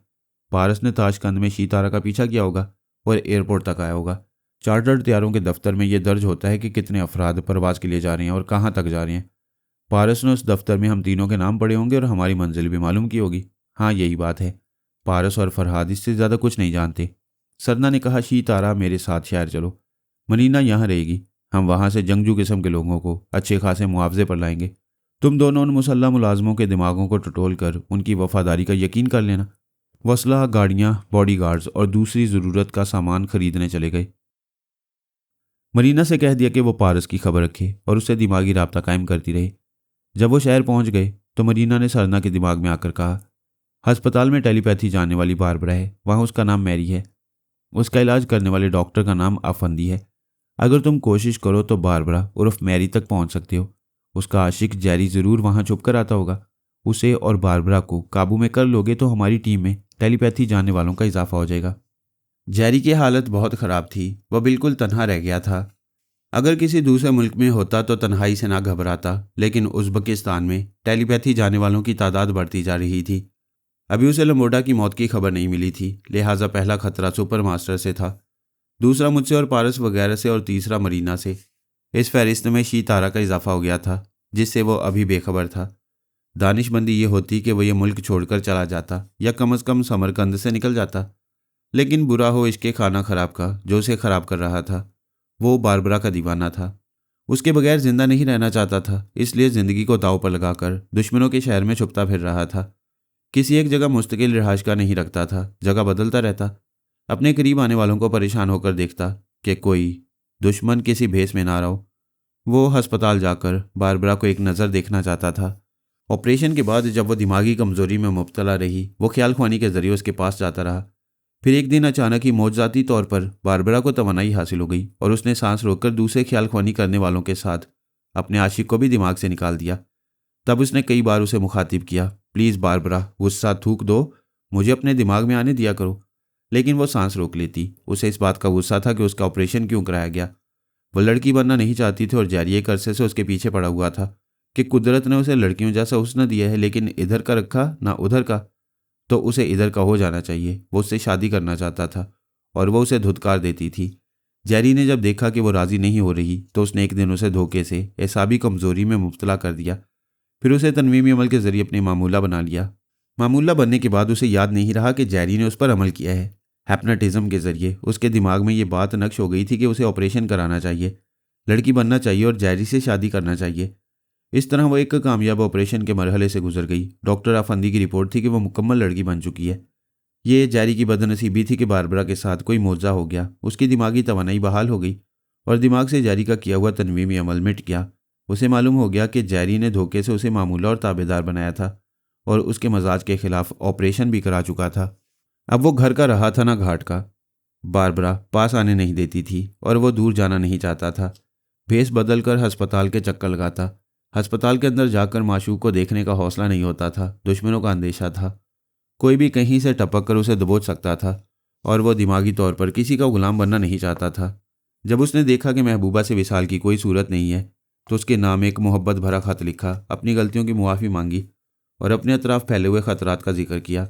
उसे समझाया कि वो खतरात को नज़रअंदाज करके एक नज़र उसे देखने आता है। अस्पताल में दाखिल होगा तो फंस जाएगा, इसलिए अस्पताल की सख्त पथरीली इमारत को देखकर चला जाता है। रोज़ यही होता है और जब तक उसका दीदार नहीं होगा ये सिलसिला जारी रहेगा। जेरी ने यह खत लिखकर एक खातून के दिमाग पर कब्जा जमाया और उसके ज़रिए मोहब्बतनामा बारबरा तक पहुंचाया। उसने खत में लिख दिया था कि ठीक 15 मिनट बाद यानी 4 बजे उसके दिमाग में आएगा, इस उम्मीद पर कि वो सांस नहीं रोकेगी। वो ठीक 15 मिनट के बाद गया। वो खामोश रही। उसने कहा, मैं तुम्हारी इस मेहरबानी और मोहब्बत को नहीं भूलूंगा। मोहब्बत नहीं, सिर्फ मेहरबानी कहो। मैं थोड़ी देर के लिए मेहरबान हूँ, फिर सांस रोक लूंगी। जो कहना है जल्दी कहकर दफा हो जाओ। ऐसी सख्ती दिखाकर मेरा दिल ना तोड़ो। मेरी गलती की बड़ी से बड़ी सजा दो, मगर अपने से दूर ना करो। सबसे बड़ी सजा तो सजाए मौत होती है। मैं मर जाऊंगा तो तुमसे मोहब्बत करने के लिए ज़िंदगी कहाँ से लाऊंगा। अगर मुझसे सचमुच मोहब्बत करते हो तो तमाम उम्र मेरे ताबेदार रहकर मोहब्बत करो। मैं तो पहले भी ताबेदार था, आइंदा भी रहूँगा। तो फिर कोई दवा खाकर दिमागी कमज़ोरी में मुब्तला हो जाओ। मैं तुम्हारे दिमाग में आकर तनवीमी अमल करूँगी और तुम्हें पक्का ताबेदार बना लूँगी। प्लीज़ बारबरा, ऐसा ना कहो। मैंने तुम्हारी मोहब्बत से मजबूर होकर एक गलती की। तुम उस गलती को मुझ पर ना दोहराओ। मैं इसी शर्त पर मोहब्बत करूँगी कि हैप्नोटिज्म के ज़रिए तुम मेरे ताबेदार बन जाओ। यह ऐसी सज़ा है जिसे पाने के बाद मेरी मोहब्बत भी पा सकोगे। मेरी जान, मेरी मोहब्बत और दीवानगी को समझो। मुझे दीवाने को इतनी बड़ी सज़ा ना दो। अब मैं सांस रोक रही हूँ। रात के 10 बजे तुम्हारे दिमाग में आऊँगी। मुझे तनवीमी अमल करने दोगे तो दोस्ती आगे बढ़ेगी, वरना कभी मेरे पास नहीं आ सकोगे। रात 10 बजे तक सोचने का बहुत वक्त है। जाओ और फैसला करते रहो। उसने सांस रोक ली। वो अपनी जगह दिमागी तौर पर हाजिर हो गया। सर पकड़कर सोचने लगा, क्या करे। क्या एक लड़की का गुलाम बन जाए। कुछ रोज़ पहले मरीना ने एक आलाकार के ज़रिए जेरी से रब्ता किया था। वो भी यही कह रही थी कि वो दुश्मनों और ख़ासकर फरहाद से महफूज रहना चाहता है तो तनवीमी अमल के ज़रिए उसका ताबेदार बन जाए। अगर वो लम्बोडा या सुपर मास्टर के पास जाता तो वो भी उसे अपना महकूम बनाते। मेरे मुतल्लिक भी उसका यही ख्याल था। दुश्मनों से भरी इस दुनिया में एक बारबरा उसकी दोस्त थी। अब वो भी उसे महकूम बनाना चाहती थी। वो अस्पताल के सामने एक दुकान की दीवार से टेक लगाए खड़ा था। उसे कहीं जाना नहीं था। कहीं भी जाता तो महबूबा के लिए ही सोचता। इसीलिए उसके अस्पताल के सामने खड़ा दीवारों को यूं तक रहा था जैसे आर पार महबूबा नजर आ रही हो। 1 घंटे बाद शाम के साए गहरे होने लगे। वो इसी तरह पत्थर का बुत बना खड़ा रहा और सोचता रहा। ऐसे वक्त मरीना आई। जेरी ने सोच की लहरों को महसूस करते ही खुश होकर पूछा, कौन बारबरा? ये तुम हो? तुम मेरे पास आई हो? मरीना ने फौरन ही बारबरा का लहजा अपनाकर कहा, हाँ मैं हूँ। वो बोला, मेरा दिल कहता है तुमने मुझे मुआफ़ कर दिया। हाँ, मुआफ़ कर दिया, आगे बोलो। मैं तुम्हारी एक झलक देखने को तरस गया हूँ। एक बार तुम्हारे सामने आकर दिल चीर कर दिखाना चाहता हूँ कि तुम्हारा कैसा दीवाना हूँ। मैं भी तुमसे मिलना चाहती हूँ। इस अस्पताल से घबरा गई हूँ, तुम इंतज़ार करो, मैं बाहर आ रही हूँ। क्या डॉक्टर तुम्हें आने देगा? मैं इजाज़त लेकर नहीं, ख्याल ख्वानी के ज़रिए डॉक्टरों और नर्सों को धोखा देकर आऊँगी। वो खुश होकर बोला, मेरी जान बारबरा, तुम मेरे लिए बिस्तर से उठकर आ रही हो, मैं खुशी से पागल हो जाऊँगा। तुम इंतज़ार करो, मैं कमरे से निकल रही हूँ। वो अस्पताल की तरफ नज़रें जमाए आने वाली का इंतज़ार करने लगा। मरीना ने सरना के दिमाग में आकर कहा, वो पैराडाइज बुक स्टॉल की दीवार से टेक लगाए खड़ा है। वो बहन भाई अस्पताल के आसपास जाने वालों को ताड़ रहे थे। जिस पर शुबा होता था उससे किसी बहाने बातें करके उसके दिमाग में पहुंच जाते थे, फिर मायूस हो जाते थे। उन्हें जारी नहीं मिल रहा था। जब मरीना ने निशानदेही की तो उसने चौंक कर बुक स्टॉल की सिमत देखते हुए शीतारा से कहा, मरीना कह रही है वो जो वहां दीवार से टेक लगाए खड़ा है वही जा रही है। शीतारा ने कहा, मैं उसे बड़ी देर से देख रही हूँ, वो बुत बना खड़ा हुआ है। मैं सोच ही रही थी कि इसके अंदर पहुंचा जाए। तू वहां जाकर किताबें और रसाले देखने के बहाने उस पर नजर रख, मैं गाड़ी लेकर आ रहा हूँ। वो चली गई। सरना तेजी से चलता हुआ पार्किंग एरिया में आया, फिर वहां से गाड़ी ड्राइव करता हुआ बुक स्टॉल के सामने आकर रुक गया। डैशबोर्ड के खाने में एक इंजेक्शन की नन्ही शीशी और सिरिंज रखी हुई थी। उसने सिरिंज में दवा भरी, फिर उसे लेकर गाड़ी से बाहर आया। इत्मीनान से चलते हुए जैरी के सामने पहुंचा तो उसने घबरा कर देखा। सरना ने कहा, तू किसी मुजरिम की तरह खौफजदा है और मैं तुझे खौफ से निजात दिलाने आया हूँ। ये कहते उसने गर्दन दबोच ली। जैरी को अपनी गर्दन पर वाहनी गिरफ्त यूं लगी जैसे वो चूहा हो और शेर के पंजे में आ गया हो। सरना ने गर्दन के पास ही सुई पेवस्त कर दी। दूसरे ही लम्हे में वो ढीला पड़ गया। सरना उसे सहारा देकर वहां से चलाता हुआ गाड़ी के पास लाया। राहगीर सवालिया नजरों से देख रहा था। शीतारा ने कहा, यह मेरा अजीज है, इस पर कभी कभी दौरा पड़ता है। एक शख्स ने कहा, सामने अस्पताल है, इसे ले चलो। वो बोली, नहीं, हम इसे फैमिली डॉक्टर के पास ले जा रहे हैं। वो जैरी के पास पिछली सीट पर बैठ गई। सरना ने गाड़ी स्टार्ट की, फिर ड्राइव करने लगा। शीतारा ने जैरी के दिमाग में आकर कहा, मैं तेरे पास बैठी हूँ और दिमाग के अंदर भी हूँ।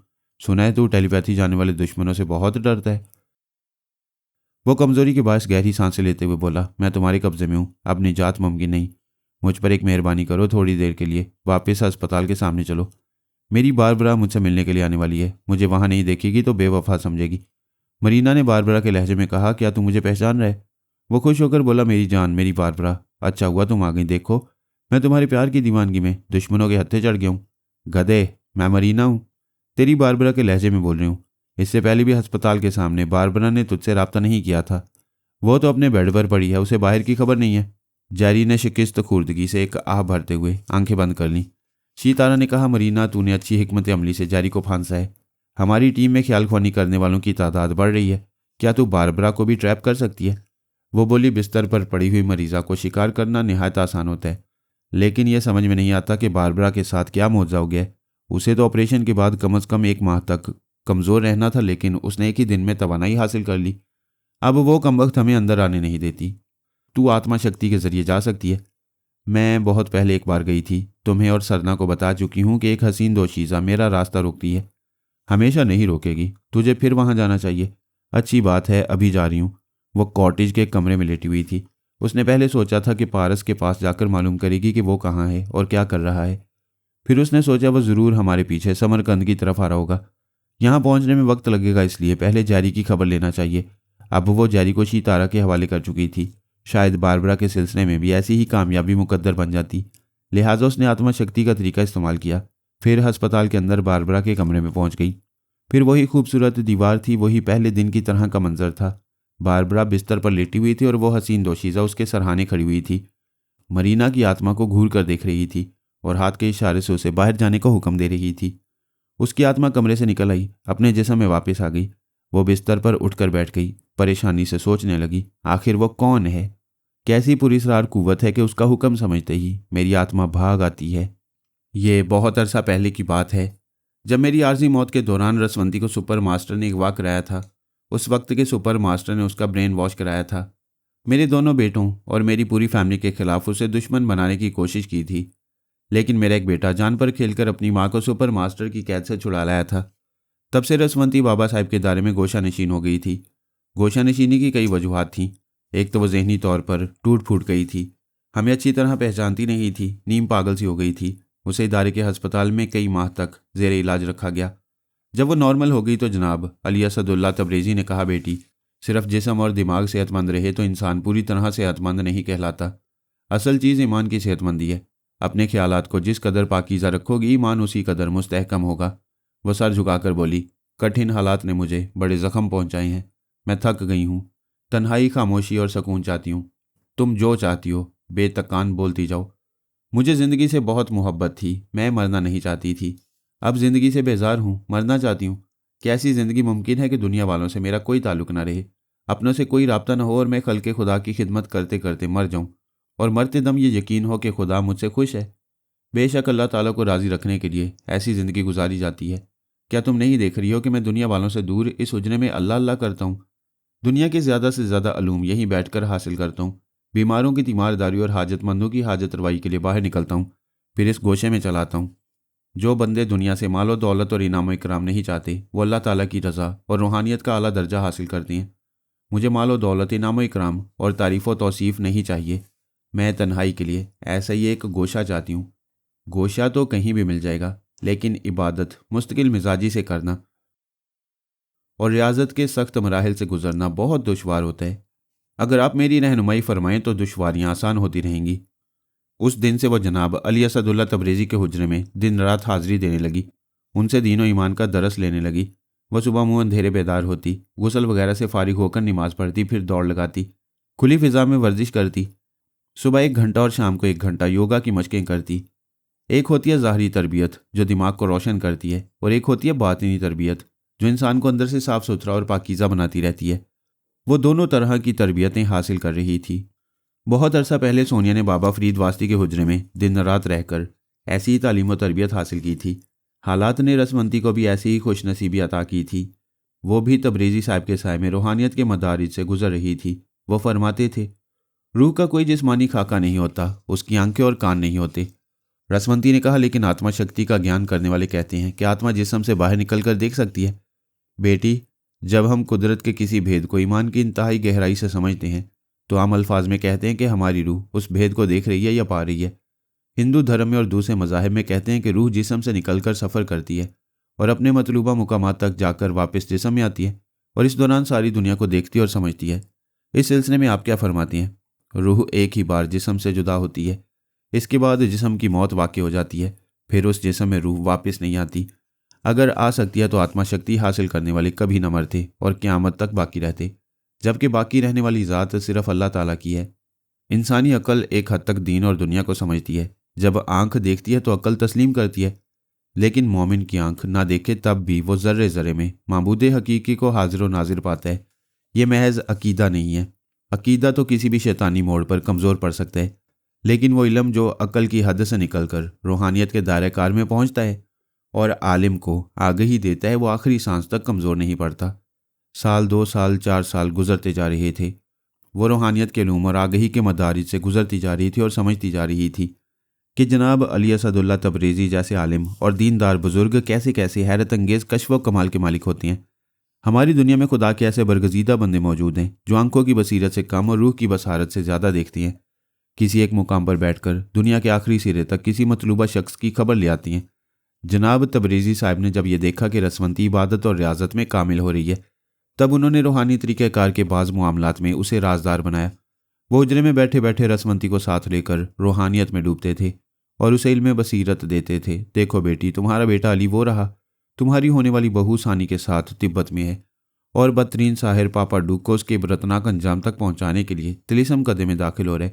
फिर अली पर ज़रा भी मुसीबत आती तो रसवंती की ममता तड़प जाती। जनाब तबरेज़ी साहब ने इब्तदाई मराहिल में रिश्तों की मोहब्बत का खात्मा किया और समझाया, मोहब्बत सिर्फ खून के और ज़ुबान के रिश्तों के लिए ना हो, पूरे खल्के खुदा के लिए हो, और मोहब्बत किसी के लिए भी हो उसमें जज्बात की शिद्दत ना हो।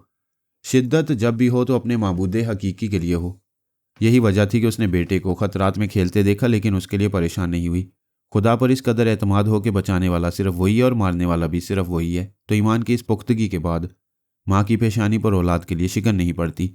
जनाब तबरेज़ी साहब फरमाते थे, हम सारी दुनिया को कुव्वत रूहानी से देखते और सुनते हैं। यह भी आगही मिलती है कि आइंदा क्या होने वाला है, लेकिन हमारी ज़ुबान खामोश रहती है। ये हुक्म नहीं है कि हम किसी बंदे को दरपेश आने वाली किसी मुसीबत से आगाह करें, क्योंकि वो बंदा अपने अमल के रद्द अमल के मुताबिक उस मुसीबत की तरफ जा रहा होता है। लेकिन हजूर, आपने बहुत से बंदों को मुसीबतों से बचाया भी है। बेशक ऐसे बंदों को बचाया है जिनसे आइंदा अच्छाई की तवक्को है। तुम भी यही करोगी। समरकंद में बारबरा और जैरी दो टेलीपैथी जानने वाले बंदे हैं। बारबरा ऑपरेशन के नतीजे में मुकम्मल लड़की नहीं बनना चाहती थी। जैरी ने उसे धोखा देकर लड़की बना दिया। मैंने इस मामले में मुदाखलत नहीं की। आपने मुदाखलत क्यों नहीं की?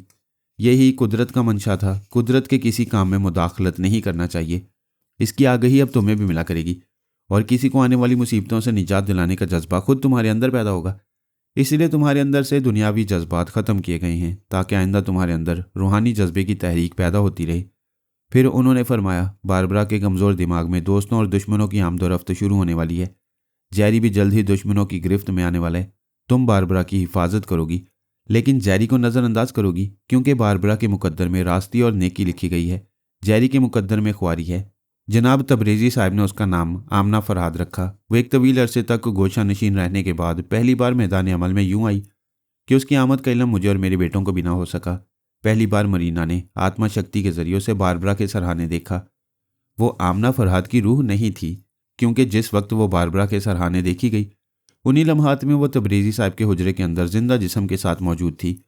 बारबरा के सरहाने नूर का वो खाका था जिसे आमना फरहाद ने रूहानियत की कुव्वत से हज़ारों मील दूर कायम किया था। और मरीना के दिमाग में यह ख्याल पैदा किया था कि बारबरा के सरहाने एक हसीन दोशीज़ा है। मरीना को यही दोशीज़ा उस कार की पिछली सीट पर नजर आई जिसकी स्टीयरिंग सीट पर पारस बैठा हुआ था। तीसरी बार जब मरीना ने जैरी को सरना और शी तारा के शिकंजे में फंसा दिया तो बारबरा को भी ट्रैप करने गई। इस बार भी उसने बारबरा के सरहाने उसी दोशीज़ा को देखा। वो दोशीज़ा पहले की तरह उसे बारबरा के कमरे से बाहर जाने का हुक्म दे रही थी। हकीकत यह है कि आमना फरहाद को ऐसी रूहानी कुव्वत हासिल हो गई थी कि उसके सामने टेलीपैथी का इल्म महज दुनियावी रह गया था। वो रूहानी कुव्वत से सांस रोकने वालों के दिमागों में भी पहुंच जाती थी और उन्हें एहसास नहीं होता था। उसने मरीना के दिमाग में भी ये बात नक्श कर दी थी कि उसकी आत्मा शक्ति को एक नूरानी दोशीज़ा नजर आएगी। वो इशारों में जो भी हुक्म देगी मरीना उस पर फौरन अमल करेगी। ये बातें उसकी नादानिस्तगी में नक्श होती रही थीं। यही वजह थी कि उसे बारबरा और पारस के पास वो दोशीज़ा नजर आई थी और दोशीज़ा का इशारा पाते ही उसकी आत्मा भाग गई थी। आमना ने मरीना के जरिए पैपै सरना और शी तारा को भी देखा था और उन दोनों की सलाहियतों और कुव्वतों से आगाही हासिल की थी। मरीना बारबरा के कमरे से नाकाम होकर जिस्मानी और दिमागी तौर पर अपनी जगह हाजिर हुई तो आमना उसके दिमाग में आ गई। मरीना ख्याल ख्वानी के जरिए सरना के पास जाकर कह रही थी, शायद हम बारबरा को ट्रैप नहीं कर सकेंगे। उसने पूछा, क्या फिर वही रुकावट है? हाँ, पता नहीं वो कैसी रूह या कुव्वत है। वो मुझे वापस जाने का इशारा करती है और मैं फ़ौरन भाग आती हूँ। ऐसी कौन सी गैर मामूली कुव्वत है जो तुझे भागने पर मजबूर कर देती है? मेरी तो समझ में नहीं आता। तुम आत्मा शक्ति के जरिए जाकर देख लो। सरना और शी तारा ने शहर के एक दूर उफ्तादा वीरान से इलाके में एक और मकान किराए पर हासिल किया। वो जैरी को ट्रैप करके वहां ले आए थे। शी तारा एक कमरे में उस पर तनवीमी अमल कर रही थी। सरना दूसरे कमरे में था। वह बिस्तर पर लेटकर मरीना से बोला, मैं अभी अपनी आत्मा को अस्पताल के कमरा नंबर 202 में पहुंचा रहा हूँ। तू मुझसे 1 मिनट बाद रब्ता कर। मरीना चली गई। वो आंखें बंद करके आत्मा शक्ति के तरीक़ेकार पर अमल करने और एक मखसूस मंत्र का जाप करने लगा। चंद सेकंड के बाद ही पता चला वो सांस रोककर आत्मा को बाहर लाना चाहता है मगर ला नहीं सकता। सांस रोकते ही अंदर बेचैनी से पैदा होती है। सिर्फ इतना ही नहीं, वो मंत्र भी उल्टे सीधे पड़ रहा था। वो आंखें खोलकर छत को तकने लगा, सोचने लगा, ये क्या हो रहा है? क्या मैं मंत्र और तरीक़ेकार भूल गया हूँ? क्या मेरी याददाश्त कमज़ोर हो गई है? 1 मिनट बाद मरीना ने आकर पूछा, बारबरा के पास गए थे? कैसे जाता, मेरी आत्मा बाहर नहीं आ रही थी। क्या कह रहे हो? सच कह रहा हूँ। कभी मंत्र भूल जाता हूँ, कभी सांस रोकता हूँ तो घबराहट और बेचैनी सी होती है। क्या तुम्हारे दिमाग में कोई खलल पैदा कर रहा है? क्या बकवास करती है? अब मैं 1.5 घंटे तक सांस रोक लेता हूँ। मेरा दिमाग फौलाद है। यहाँ कोई खलल पैदा करने टेलीपैथी के जरिए नहीं आ सकता। मेरे सामने कोई रुकावट नहीं बन सकता। जब मेरी आत्मा शक्ति के सामने वो रुकावट बन जाती है तो फिर तुम्हारे सामने रुकावट क्यों नहीं बन सकती? हो सकता है वो अभी तुम्हारे पास मौजूद हो और तुम्हारी आत्मा को जिस्म से बाहर आने से रोक रही हो। वो उठकर बैठ गया, चारों तरफ देखते हुए बोला, यहाँ कोई नहीं है। अगर वो नज़र नहीं आती तो फिर हमारी जैसी आत्मा है। हमें यह भेद मालूम करना चाहिए कि आखिर वो क्या है। ये रुकावट दूर ना हुई तो हम दूसरे मामलात में भी पसपा होते रहेंगे। मैं अपनी बहन के लिए फ़िक्रमंद हूँ। ये चाहता हूँ कि कल जो मनहूस तारीख है वो सिर्फ पारस के लिए मनहूस हो। वो मेरी शी तारा के हाथों मारा जाए और इस कामयाबी के लिए लाजमी है कि इस रुकावट बनने वाली हस्ती का सुराग लगाया जाए। वैसे एक बात है, अभी तुम बारबरा के पास जाने की कोशिश कर रहे थे तो इस 1 मिनट में मेरी आत्मा पारस के पास गई थी। वहाँ मुझे रोकने वाली वो दोशीज़ा नज़र नहीं आई। मैंने देखा पारस कार में सफ़र कर रहा था, यानी वो इसी शहर की तरफ आ रहा है। गीदड़ की मौत आती है तो वो शहर की तरफ आता है। कल 13 तारीख को शीतारा कामयाब ना हुई तो मैं पारस को बेमौत मार दूंगा। वह ऐसा कहते वक्त भूल रहा था कि 3, 13 और 23 तारीखें सिर्फ पारस के लिए ही नहीं, शीतारा के लिए भी मनहूस थीं। क्या ज़रूरी नहीं कि मनहूस दो में से कोई एक हो, नहूसत दोनों के साथ आ सकती थी। मैं बिस्तर से उठ गया क्योंकि वो कांटों का बिस्तर बन चुका था। जब तक जख्मी हालत में लेटा रहा, दुश्मन मेरे दिमाग में आकर तरह तरह की मालूमात हासिल करते रहे। उन्होंने मेरे और मेरे खानदान के अफराद की तमाम कमजोरियां मालूम कर लीं और इसमें शुबा नहीं रहा था कि उनका पलड़ा भारी हो गया था। वो किसी वक्त भी हम में से किसी के खिलाफ कुछ भी कर सकते थे। याकूब हमदानी ने कहा, दोस्त ये क्या करते हो, तुम्हें बिस्तर से उठना नहीं चाहिए। खंजर का जख्म अभी भरा नहीं है। मैंने मोहब्बत से उसके शाने पर हाथ रखकर कहा, मेरे यार तुमने खूब दोस्ती निभाई है, दिन रात मेरे बिस्तर से लगे रहे, मेरी फिक्र न करो, आओ ज़रा आउटिंग हो जाए। वो मुझे इलाज के लिए फरगाना के एक अस्पताल में ले आया था और मेरी बड़ी खिदमत की थी। हम अस्पताल से बाहर आए। उसने अपनी कार की स्टीयरिंग सीट संभाल ली। मैं उसके बराबर बैठकर बोला। अस्पताल की 4 दीवारी में घुटन सी हो रही थी। मेरा मशवरा है ताशकंद चलो, लंबी ड्राइव के दौरान मैं ज़रा ख्याल ख्वानी में मसरूफ़ रहूँगा। वो समझ गया कि रास्ते में उसे कुछ बोलना नहीं चाहिए। वो खामोशी से ड्राइव करने लगा। मुझे ये कभी ना मालूम हो सका कि जनाब अली असदुल्ला तबरेज़ी बड़ी खामोशी से रूहानी तरीक़ेकार के मुताबिक हमारे लिए कुछ करते रहे हैं, और मैं ये भी नहीं जानता था कि आमना फरहाद यानी रसवंती रूहानियत के किस दर्जे पर पहुंची हुई है। वो उज़्बेकिस्तान में या तबरेज़ी साहिब के ही हुजरे में रहकर हज़ारों मील दूर हमारी मदद के लिए आती है और चली जाती है। जो रूहानियत में कमाल हासिल कर लेते हैं उनके होंठों पर चुप की मोहर लग जाती है।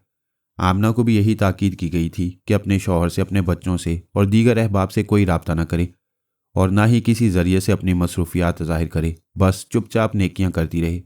यही वजह थी कि मुझे और मेरे बच्चों को आमना की तरफ से हासिल होने वाले किसी ताउन का इल्म नहीं था। उसके ताउन से हमें इतना ही फ़ायदा पहुंच रहा था जितना किसी गायबाना इमदाद से पहुंचता है। आमना अभी सिर्फ बारबरा और पारस की निगरानी कर रही थी और उन्हें दुश्मनों से महफूज रखने की कोशिश में मसरूफ़ थी, जबकि दुश्मन अली और सानी के खिलाफ भी इक़दामात के मंसूबे बना रहे थे और वह सलमान सुल्तान और लैला के खिलाफ भी महाजराई कर सकते थे। मुझे ये मालूम हो चुका था कि मरीना पैपे सरना और शीतारा से मिल चुकी है। अभी ये मालूम नहीं हुआ था कि वो उनकी दोस्त है या ताबेदार। बहरहाल मैंने फ़ैसला कर लिया था कि ताशकंद पहुंचकर समरकंद के लिए अज़्म सफ़र करूंगा, क्योंकि वो तीनों दुश्मन वहीं थे। फ़िलहाल मैंने सानी की खबर ली। उसके पास पहुंचते ही कोडवर्ड्स अदा किए। The new rising sun, Sonia Saani. मैं हूँ तुम्हारा पापा। वो खुश होकर बोली, हेलो पापा, आपको फिर से ख्यालख्वानी करते देखकर खुशी हो रही है। ज़ख्म कैसा है? ज़ख्म भर गया है, मैं सांस रोकने के मामले में भी नॉर्मल हूँ। तुम्हें यह अंदाज़ा हो चुका होगा कि दुश्मनों ने मेरे चोर ख्यालात के ज़रिए तुम्हारी असलियत मालूम कर ली होगी। हाँ पापा, इस बात का अफसोस है कि दुश्मन मुझे सोनिया सानी की हैसियत से पहचान गए हैं। अब वह सुपर मास्टर को और यहाँ के आला हुक्काम को मेरी असलियत बताने और उन्हें मुझसे बदजन करने की पूरी कोशिश करेंगे। यानी अभी कोशिश शुरू नहीं की है। मेरे इल्म में ऐसी कोई बात नहीं है। हो सकता है वह हुकूमत और फ़ौज के अहम अफराद को खामोशी से मेरे खिलाफ वर्गला रहे हों और मिलिट्री इंटेलिजेंस वाले बड़ी राजदारी से मेरी निगरानी कर रहे हों। हाँ, ये मुमकिन है। अब तो मैं मरीना के ख्यालात भी नहीं पढ़ सकता। वो मेरी गिरफ्त से निकलकर पैपे सरना और शीतारा की पनाह में चली गई है। ये पैपे सरना और शीतारा मेरे लिए नए नाम हैं। मेरे लिए भी नए हैं, उनके मुतल्लिक ज़्यादा मालूमात नहीं है, लेकिन मरीना ने उनके पास पनाह लेकर यह साबित किया है कि वो दोनों ज़बरदस्त हैं और आइंदा हमारे मुकाबले में उसे तहफ़्फ़ुज़ देते रहेंगे। इससे ज़ाहिर होता है पापा कि उन दोनों ने मरीना का ब्रेन वॉश किया है, यानी वो दोनों टेलीपैथी और हैप्नोटिज़म जानते हैं। बेशक उनमें गैर मामूली सलाहियतें होंगी।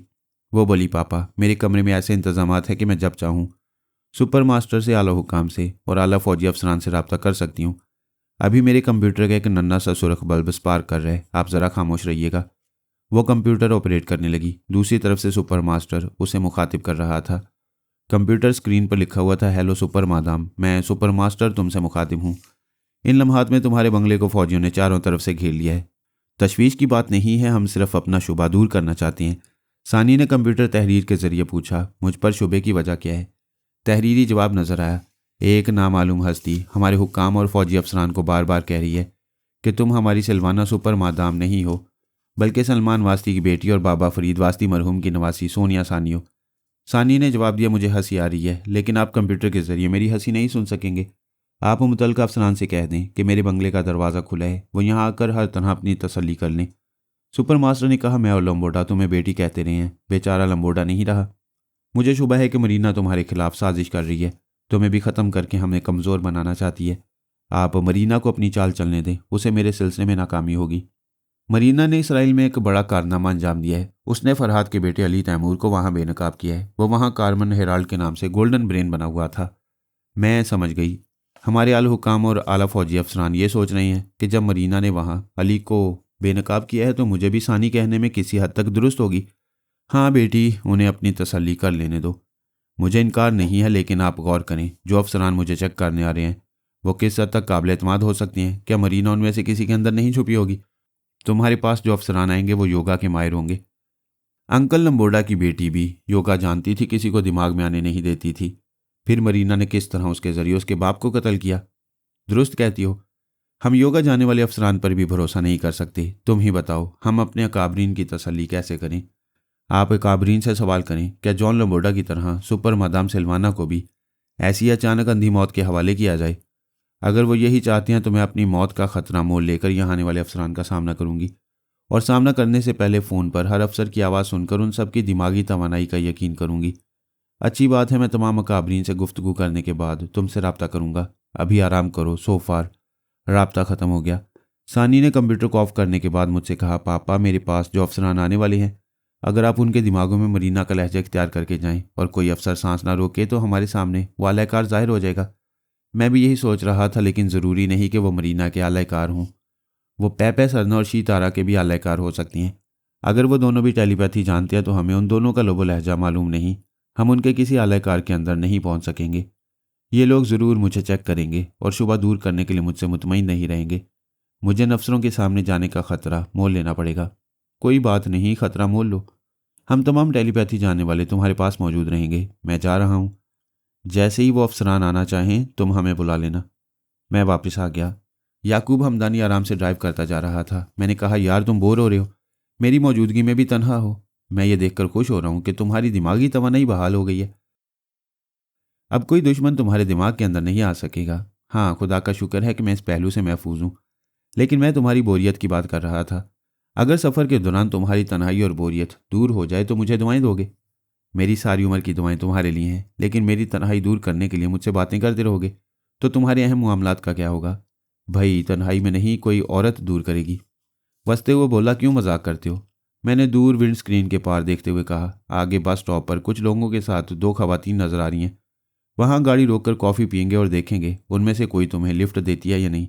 उसने बस स्टॉप के करीब एक स्नैक बार के सामने गाड़ी रोकती फिर कहा, यार कहीं जूते ना खिलवा देना। 2-4 जूतों का खतरा मोल लेने से ही औरत मिलती है। जाने दो, इसीलिए मैंने आज तक शादी नहीं की। जो लड़कियां मुझे पसंद करती थी वो मुझे पसंद नहीं थी, और जो मुझे पसंद थी उनके सामने मुद्दा बयान करते वक्त सैंडलों पर नज़र पड़ जाती।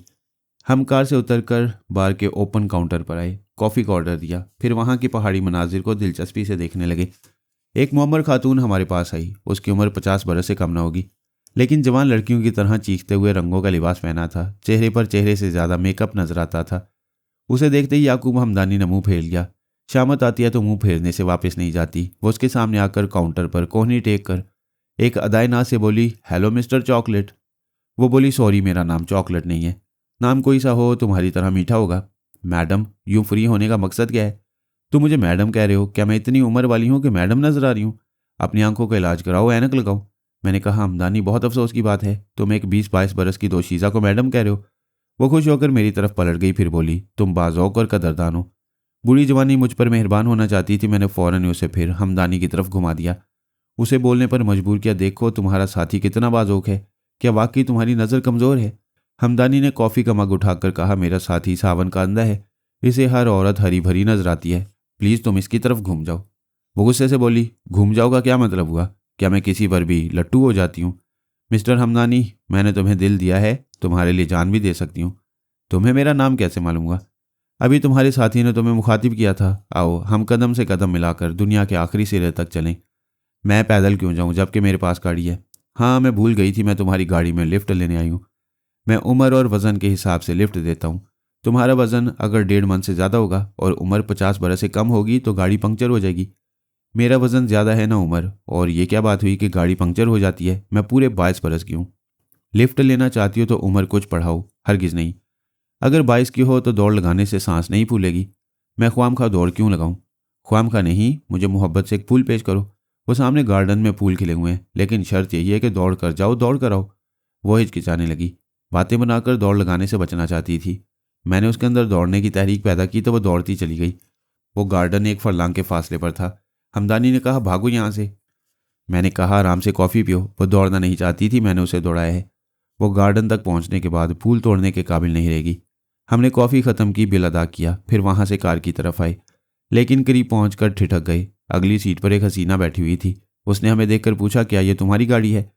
हमदानी ने कहा, इत्तफाक से हमारी है, क्या तुम इसे अपनी समझ कर बैठ गई हो? ये मेरी बुरी आदत है, मैं हर चीज़ को, हर शख्स को अपना समझ लेती हूँ। तुम दोनों मुझे अपने ही लग रहे हो, आओ बैठ जाओ। मैंने हमदानी को देखा, वो बोला, आसमान से गिरे खजूर में अटके। एक से पीछा छुड़ाया, दूसरी आ गई। मैंने कहा, आने दो, ये देखो बेहद खूबसूरत स्मार्ट है। जब मैं साथ हूँ तो तुम्हें कोई नुकसान नहीं पहुँचेगा, कम ऑन। वो स्टीयरिंग सीट पर चला गया। मैं पिछली सीट पर बैठकर उस हसीना के ख्यालात पढ़ने लगा। मैंने अपनी ज़िंदगी में इस दुनिया के बड़े बड़े दिमागों को पढ़ा है, लेकिन ऐसा दिमाग पहली बार पढ़ने को मिला। वो सोच रही थी, मैं कोई पागल की बच्ची तो नहीं हूं कि कल की बात आज और सुबह की बात शाम को भूल जाऊं। इस दुनिया में कौन नहीं भूलता, लेकिन कोई अपने मतलब की बात नहीं भूलता। मुझे भी अपने मतलब की बात याद है। मैं अस्पताल से आज़ादी हासिल करने के लिए भाग गई थी। फिर याद आया कि रकम के बगैर ना खाना मिलेगा, ना कहीं जाने के लिए गाड़ी मिलेगी, लेकिन ये गाड़ी मिल गई। गाड़ी मिल जाने पर वो खुश होकर कह का लगाने लगी। हमदानी ने चौंक कर पूछा, कौन सा लतीफ़ा याद आ गया? मैंने कहा, ये सुबह से भूखी है इसलिए सैंडविचेस और कोई ड्रिंक ले आओ, फिर आगे चलो। वो कार से निकलकर स्नैक बार की तरफ गया। वो मेरी तरफ पलट कर बोली, तुम बहुत अच्छे हो। मैं तो भूल ही गई थी कि मुझे भूख लगी है, लेकिन मुझे भूख बर्दाश्त ना हो तो रोटी याद आ जाती है। तुम्हारा नाम क्या है? वो सोचने लगी, मेरा नाम क्या है? क्या नाम याद रखना ज़रूरी होता है? हरगिज़ नहीं। अगर ज़रूरी होता तो मुझे नाम याद रहता। अरे हाँ, वो लोग मुझे कुछ पुकारते तो थे। हाँ, कुछ याद आ रहा है। वो अपने स्वेटर के अंदर हाथ डालकर अपनी शर्ट पर लगे हुए बैच को निकालते हुए बोली, ये है नाम। वो लोग मुझे 7 कहते थे। ए नंबर 7, इधर आओ। ए नंबर 7, उधर जाओ।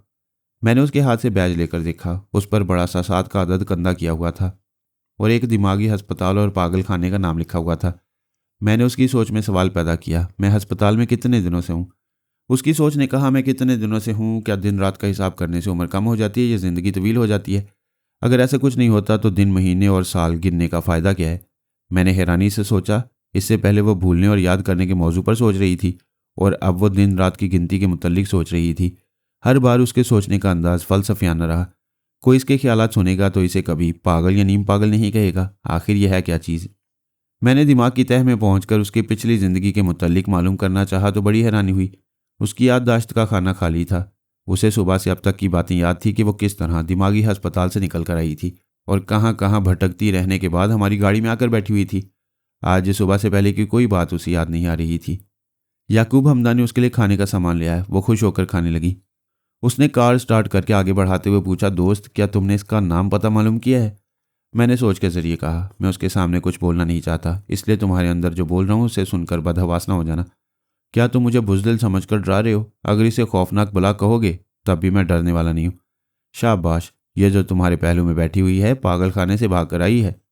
उसने घबरा कर चीख मारते हुए गाड़ी रोक दी। एक नज़र उस पर डाली जो खाने में मसरूफ़ थी। लुकमा चबाते हुए बोली, ऐसे क्या देख रहे हो? क्या सींग निकल आए हैं? नहीं, बस यूं ही देख रहा हूँ। वो बोली, किसी खाने वाले का मुंह तकना नदीदापन होता है। तुम दुरुस्त कहती हो। तुम्हारा नाम क्या है? लक्की 7। लक्की 7 खुश नसीबी का 7 नंबर है। ये नाम तो नहीं है। तुम्हारा नाम क्या है? नाम तो खासा बड़ा है। तुम मुझे हमदानी कह सकती हो। ये हमदानी क्या होता है? हमदान एक इलाके का नाम है, उसके हवाले से मैं। वो बात काट कर बोली, जब ये किसी जगह का नाम है तो तुम्हारा नाम कैसे हुआ? तुम आदमी हो या इलाका? ऐसी बात नहीं, दरअसल मेरा नाम याकूब है। याकूब का मतलब क्या हुआ? ये दरअसल एक पैगंबर हज़रत यूसुफ अलैहिस्सलाम के वालिद का नाम है। वो बोली, क्या तुम पागल हो? मैं तुम्हारा नाम पूछ रही हूँ और तुम मुझे किसी दूसरे के वालिद का नाम बता रहे हो। वो मुझे देखकर बोला, इसकी बातों में होशमंदी भी है और कुछ उल्टी मंतक भी। मुझे तो ये पागल नहीं लगती। वो बोली, तुम्हारे दिमाग में ये बात कैसे आई कि मैं पागल लगती हूँ? हमदानी ने गाड़ी आगे बढ़ाई। मैंने कहा, तुम्हारे ये बैज बता रहा है कि तुम मेंटल अस्पताल से आई हो। उसने कहा, बैज बता नहीं रहा, दिखा रहा है। ये तो बेजुबान है, बताएगा कैसे? तुम दोनों मुझे पागल से लगते हो। मैंने कहा, हमदानी, तुम्हें बातें करने के लिए एक हमसफ़र की ज़रूरत थी। लो, ज़रूरत पूरी करो, मैं ज़रा सोना चाहता हूँ। खबरदार, तुम सो नहीं सकते। मालूम तो हो ये मुसीबत कहाँ तक हमारे साथ रहेगी। वो बोली, तुम मुसीबत किसे कह रहे हो? तुम्हें कह रहा हूँ, ज़बरदस्ती गले पड़ने वाली को मुसीबत कहती हैं। वो बोली, क्या किसी ने तुम्हें दुनिया में आने के लिए कहा था? कभी नहीं। तुम तो ज़बरदस्ती पैदा होकर दुनिया वालों के गले पड़ गए हो, क्या तुम भी मुसीबत हो? वो बोला, मैं ज़बरदस्ती नहीं आया हूँ, मेरी माँ चाहती थी, मेरा बाप चाहता था कि मैं इस दुनिया में आऊँ। तुम्हारे माँ बाप ने तुम्हारे माँ बाप ने तुम्हें पैदा होने से पहले कैसे देख लिया था? और कब ये कहा था कि तुम ही आओ? तुम्हारी माँ के पेट से मैं आ सकती थी, ये जो पीछे बैठे ये भी आ सकता था। किसी जान पहचान के बगैर आने वाले को बिन बुलाए मेहमान कहती हैं। तुम माँ बाप से जान पहचान के बगैर ज़बरदस्ती क्यों आ गए? वो परेशान होकर बोला, मुझे मुआफ़ कर दे मेरी माँ, गलती से दुनिया में आ गया, इतना बता दे तुझे जाना कहाँ है? क्या तुम बता सकते हो कि तुम्हें कहाँ जाना है? हम ताशकंद जा रहे हैं। झूठ, कोई ये नहीं कह सकता कि वो जहाँ जा रहा है वहीं पहुँचेगा। हम सब अपनी अपनी मंजिल से नावाकिफ़ हैं। जिसे मंजिल समझते हैं उधर चलते चलते तकदीर रास्ते बदल देती है। तुम कभी फ़लसफ़ियों की तरह बोलती हो, कभी पहुंची हुई अल्लाह की बंदी लगती हो। मैं अल्लाह की बंदी हूँ, क्या तुम नहीं हो? पलट कर ऐसा सवाल मारती हो कि लाजवाब हो जाता हूँ। भाई फरहाद, क्या तुम इससे हार गए हो? उस वक्त सानी मुझे बुला रही थी। मैंने सोच के ज़रिए हमदानी से कहा, मैं बहुत अहम मामले में मसरूफ़ हूँ, मुझे मुखातिब न करना। ये लक्की 7 पूछेगी तो कह देना मैं सो रहा हूँ। इसके साथ उलझोगे तो ये और उलझाएगी। बेहतर है मोहब्बत और दोस्ती से पेश आते रहो। फिर मैंने बारी बारी सलमान, लैला और जोजो को सानी के दिमाग में बुलाया। सानी ने कहा, अभी सुपर मास्टर ने इतला दी है कि फ़ौज और इंटेलिजेंस के 4 अफसरान मुझे चेक करने आ रहे हैं। वो पहले फ़ोन पर मुझसे गुफ्तगू करेंगे। उसी वक्त फ़ोन की घंटी बजने लगी। सानी ने रिसीवर उठाकर कहा, हेलो।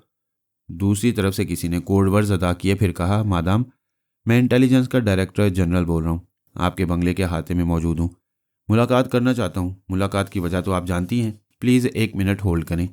फिर सानी ने कहा, पापा आप डायरेक्टर जनरल के दिमाग में जाएं। मैंने उसके पास जाना चाहा, उसने सांस रोक ली।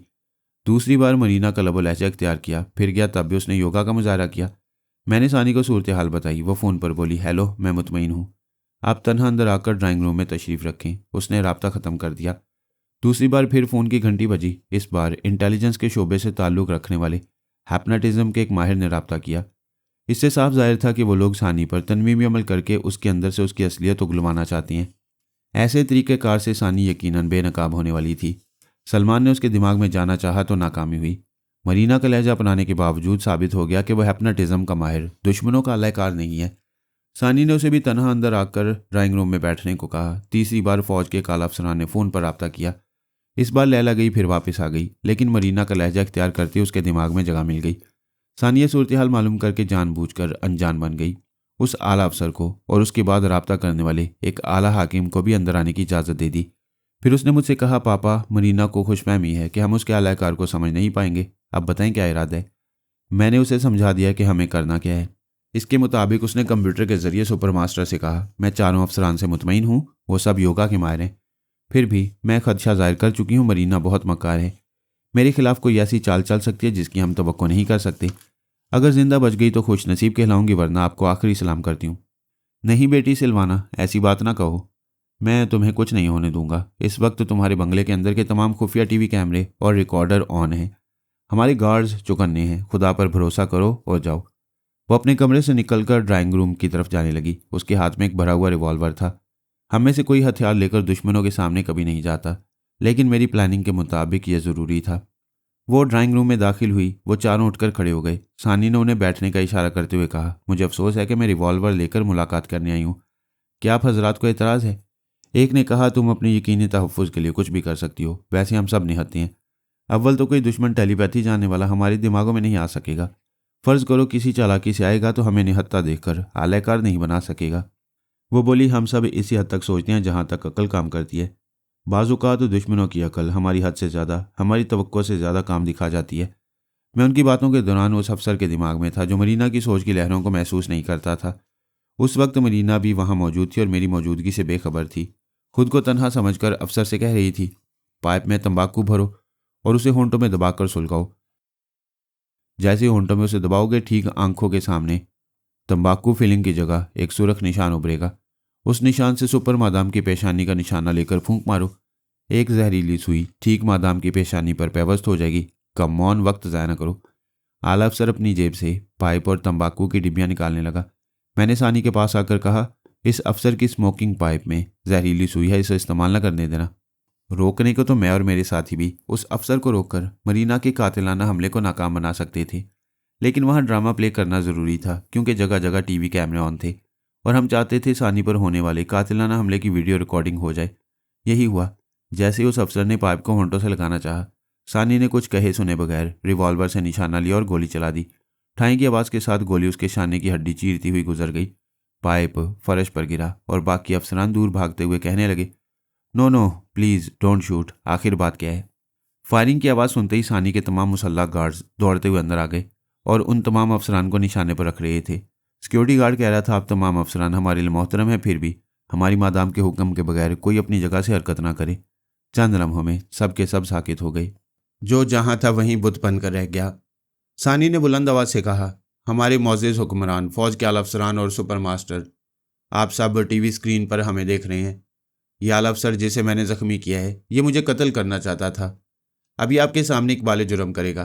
फिर वो ज़ख्मी अफसर से बोली, अपनी ज़ुबान से बताओ, तुमने वो आले कत्ल कहाँ छुपाया है?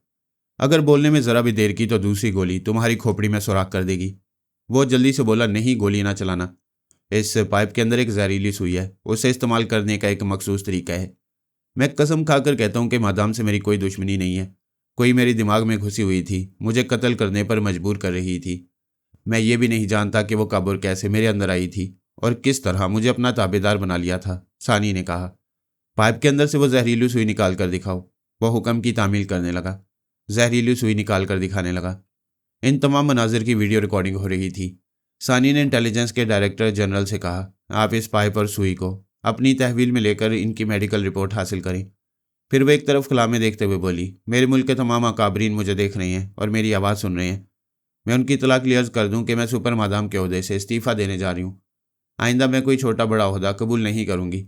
अगर मुझ पर शक है कि मैं सुपर मादाम सिलवाना नहीं बल्कि सोनिया सानी हूँ तो मुझे इस मुल्क से निकाल दिया जाए। फिर उसने सिक्योरिटी अफसर से कहा, मुअज़्ज़ज़ अफसरान को बंगले के बाहर पहुँचा दो, तुम्हारे सिवा कोई अंदर नहीं आएगा। वो ड्राइंग रूम से चलती हुई बेडरूम में आई।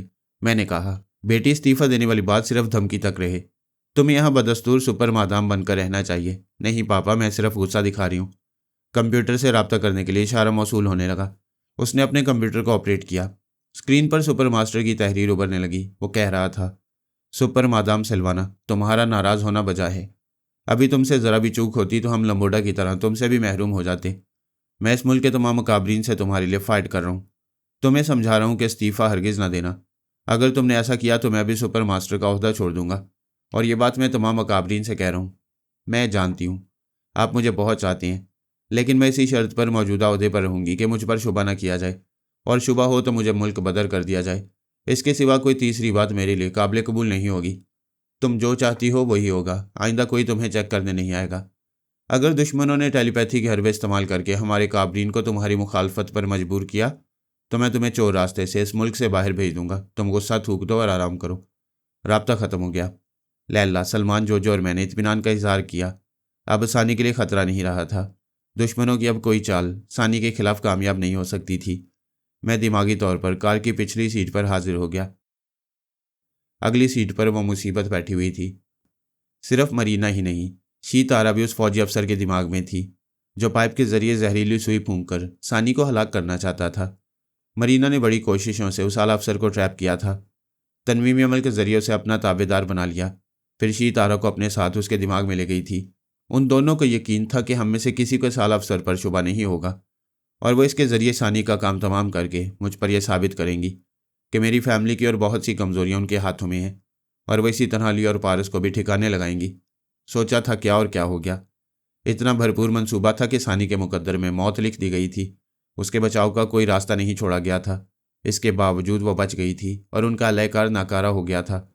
वो दोनों दिमागी तौर पर हाजिर होकर एक दूसरे का मुंह तकने लगी। शी तारा ने हैरानी से कहा, यह क्या हो गया? मरीना ने कहा, तुम मेरे साथ वहाँ मौजूद थी, तुमने भी देखा है मंसूबे में कोई खामी नहीं थी।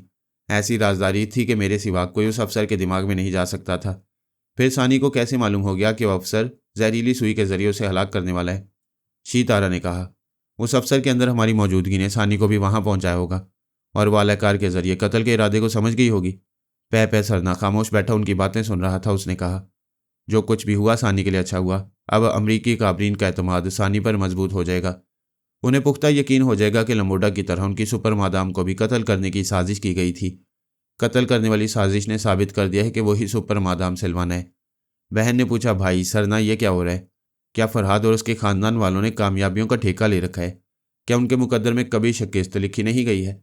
मरीना ने कहा, क्यों नहीं, मैंने उसे पिछाड़ दिया था। मुझसे पहले भी फरहाद और उसके बेटे नाकाम होते रहे हैं। उनमें एक बड़ी सलाहियत है कि वो अपनी नाकामियों को हैरत अंगेज तौर पर बड़ी जल्दी कामयाबियों में बदल देते हैं। सरना ने कहा, मानता हूँ वो बड़ी जहानत और हौसले वाले लोग हैं। उनसे टकराने की अभी इब्तदा हुई है और इब्तदा ही में मुझे यह सबक हासिल हुआ है कि हम उनके मुकाबले में जहानत से काम नहीं ले रहे हैं। शीतारा सर झुकाकर सोचती रही, फिर बोली, ये दुरुस्त है, हम कुछ जल्दबाजी से काम ले रहे हैं और जल्दबाजी जहानत को पीछे छोड़ देती है, इंसान को सोचने समझने का मौका नहीं देती। वो उठकर खड़ी हो गई, टहलती हुई एक तरफ गई, फिर पलट कर बोली, कल 13 तारीख है और ये पारस के लिए ही नहीं मेरे लिए भी मनहूस है। वो मेरे हाथों कत्ल होगा, लेकिन मंसूबा नाकाम हुआ तो मैं उसके चुंगल में फंस जाऊंगी।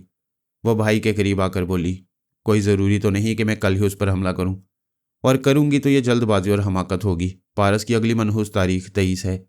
मैं इन 10 दिनों में पूरी जहानत से काम लेकर उसे घेरने और समझने की कोशिश करती रहूंगी और सितारों की चाल को अच्छी तरह समझती रहूंगी। वो बोला, तू ठीक कहती है, मैं भी ज्योतिष विद्या से अपने और तेरे मुस्तकबिल और मुकद्दर का हाल मालूम करता रहूंगा। शीतारा ने जारी को तनवीमी अमल के जरिए अपना मामूल और ताबेदार बना लिया था। वो तनवीमी नींद पूरी करने के बाद बेदार हो गया था और आंखें खोलकर सोच रहा था कि वो कहाँ है और बिस्तर पर क्यों है। वो बारबरा का दीवाना था। सबसे पहले वही याद आई। वो उठकर बैठ गया।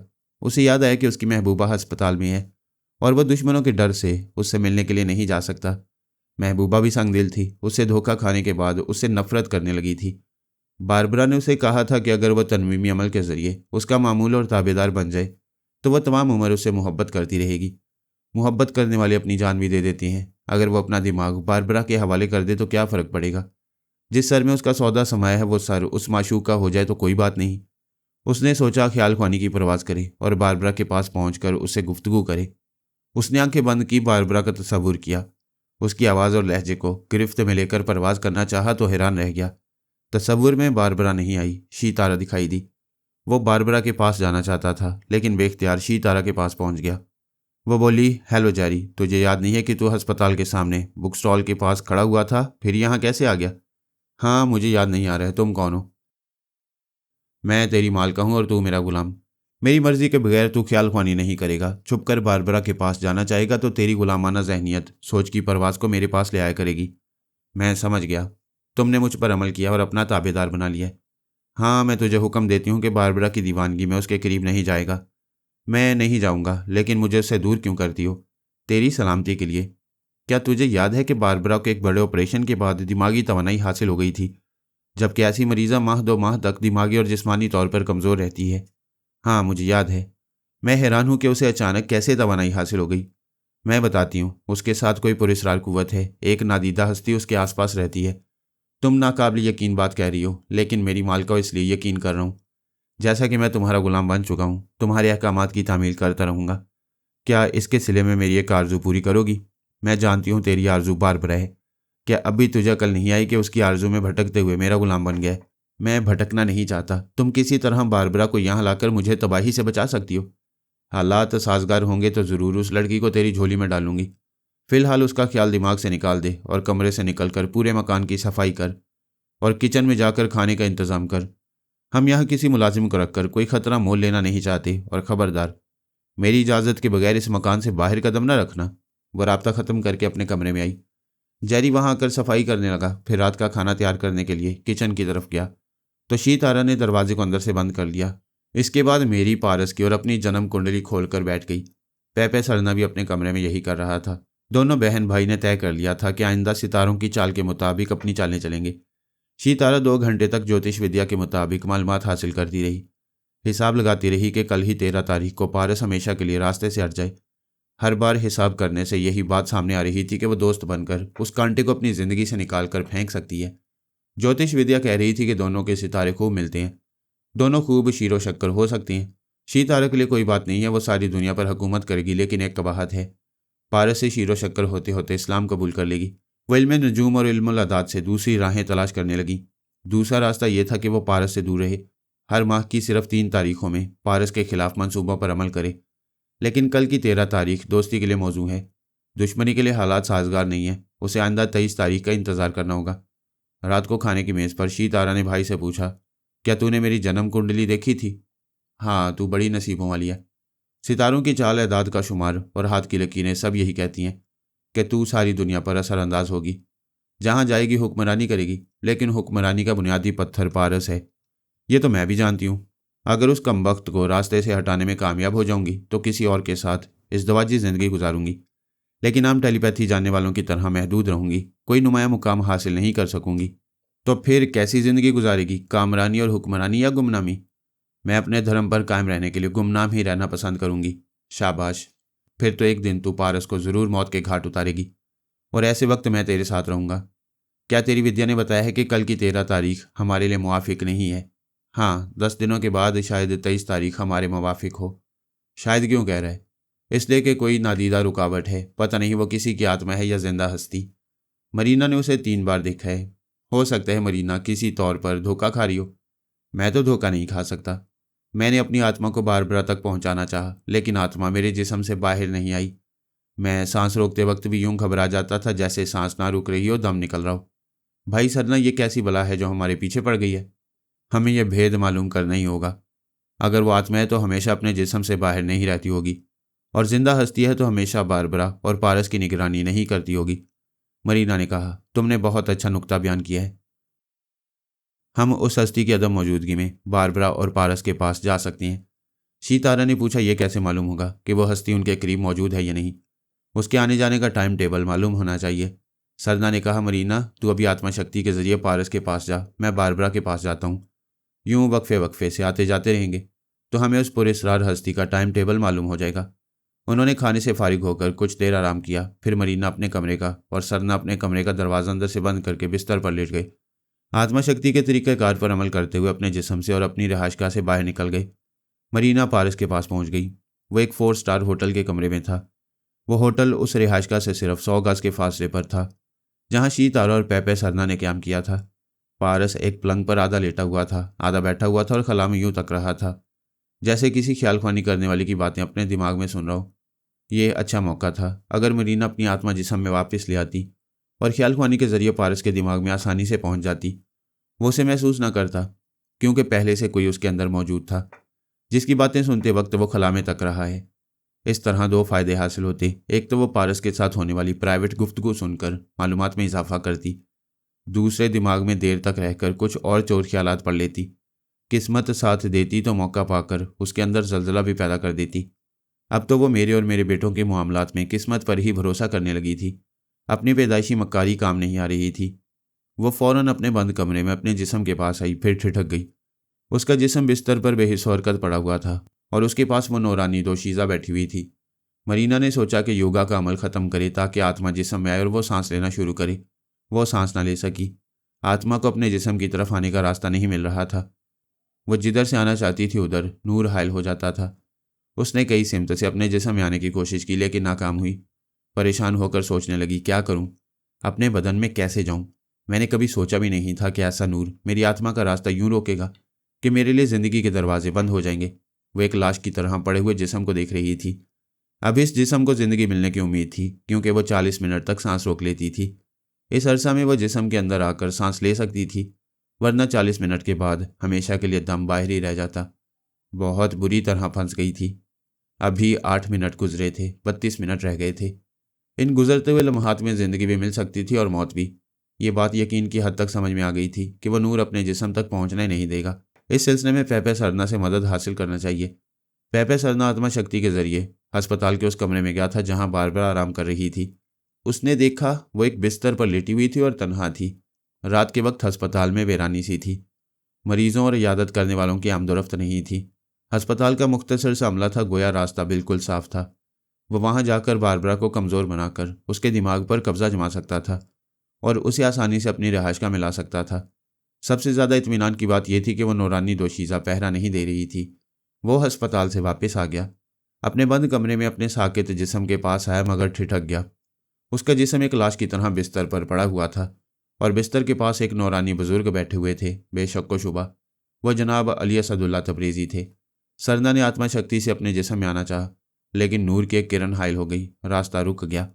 उसने दूसरी सिमत से आना चाहा, उस सिमत में भी नूर की चादर तनी हुई थी। उसने अपने जिस्म में दाखिल होने के लिए कई तरह के जतन किए और नाकाम होता रहा। परेशान होकर सोचने लगा, मैं क्या करूं? अपने बदन में कैसे जाऊं? ये बुजुर्ग कौन है जो मेरे और ज़िंदगी के दरमियान मौत बनकर खड़े हुए हैं? वो 1.5 घंटे तक सांस रोकने का आदी था, यानी 1.5 घंटे की जिंदगी रह गई थी। इस मुख्तसर सी मुद्दत में जिस्म सांस लेता तो जिंदगी होती वरना मौत। वो परेशान होकर सोच रहा था कि क्या करे। उस वक्त मरीना की आत्मा नजर आई। वो सरना से मदद मांगने आई थी। उसे इशारे से अपने साथ चलने को कह रही थी। वो अपने जिस्म को छोड़कर न जाता, लेकिन इस ख्याल से गया कि शायद कहीं से कोई मदद हासिल हो और जिस्म में जगह मिल जाए। उसने मरीना के बंद कमरे में आकर देखा। वहां बिस्तर पर मरीना का जिस्म बेहिस्सो हरकत पड़ा हुआ था और इस जिस्म के पास बैठी हुई आमना फरहाद को वो पहचान नहीं सकते थे। सरना ने मरीना की आत्मा को इशारे से कहा कि वो अपने जिस्म में जाए। उसने इशारे से जवाब दिया कि वो नौरानी पैक कर रास्ता रोक रहा है। वो मरीना के साथ अपने कमरे में आया। फिर नौरानी बुजुर्ग की तरफ उंगली उठाई, इशारे की जुबान में समझाया कि ये बुजुर्ग भी मेरा रास्ता रोक रहे हैं। वो दोनों घबराकर अपनी रिहाइशगाह से बाहर आ गए। जिंदगी की तरफ लौट आने की कोई तदबीर सुझाई नहीं दे रही थी। वो एक दूसरे से इशारों में पूछ रहे थे कि क्या करना चाहिए, कि ऐसे वक्त कोई उनके काम आ सकता है। फिर सरना ने मरीना के साथ आने का इशारा किया। वो दोनों वहां से चले और पलक झपकते ही लासा के मंदिर में गुरुदेव महालामा के स्थान तक पहुंच गए। मंदिर की एक छत पर आंजहानी गुरुदेव के कई शागिर्द सांस रोके योगा के मुख्तलिफ आसनों में दिखाई दे रहे थे। वह दोनों इस उम्मीद पर आए थे कि उनमें से कोई आत्मा शक्ति की मशक कर रहा होगा और ऐसा करते वक्त वह अपने जिस्म से निकलेगा तो उन दोनों की आत्माओं को देखेगा।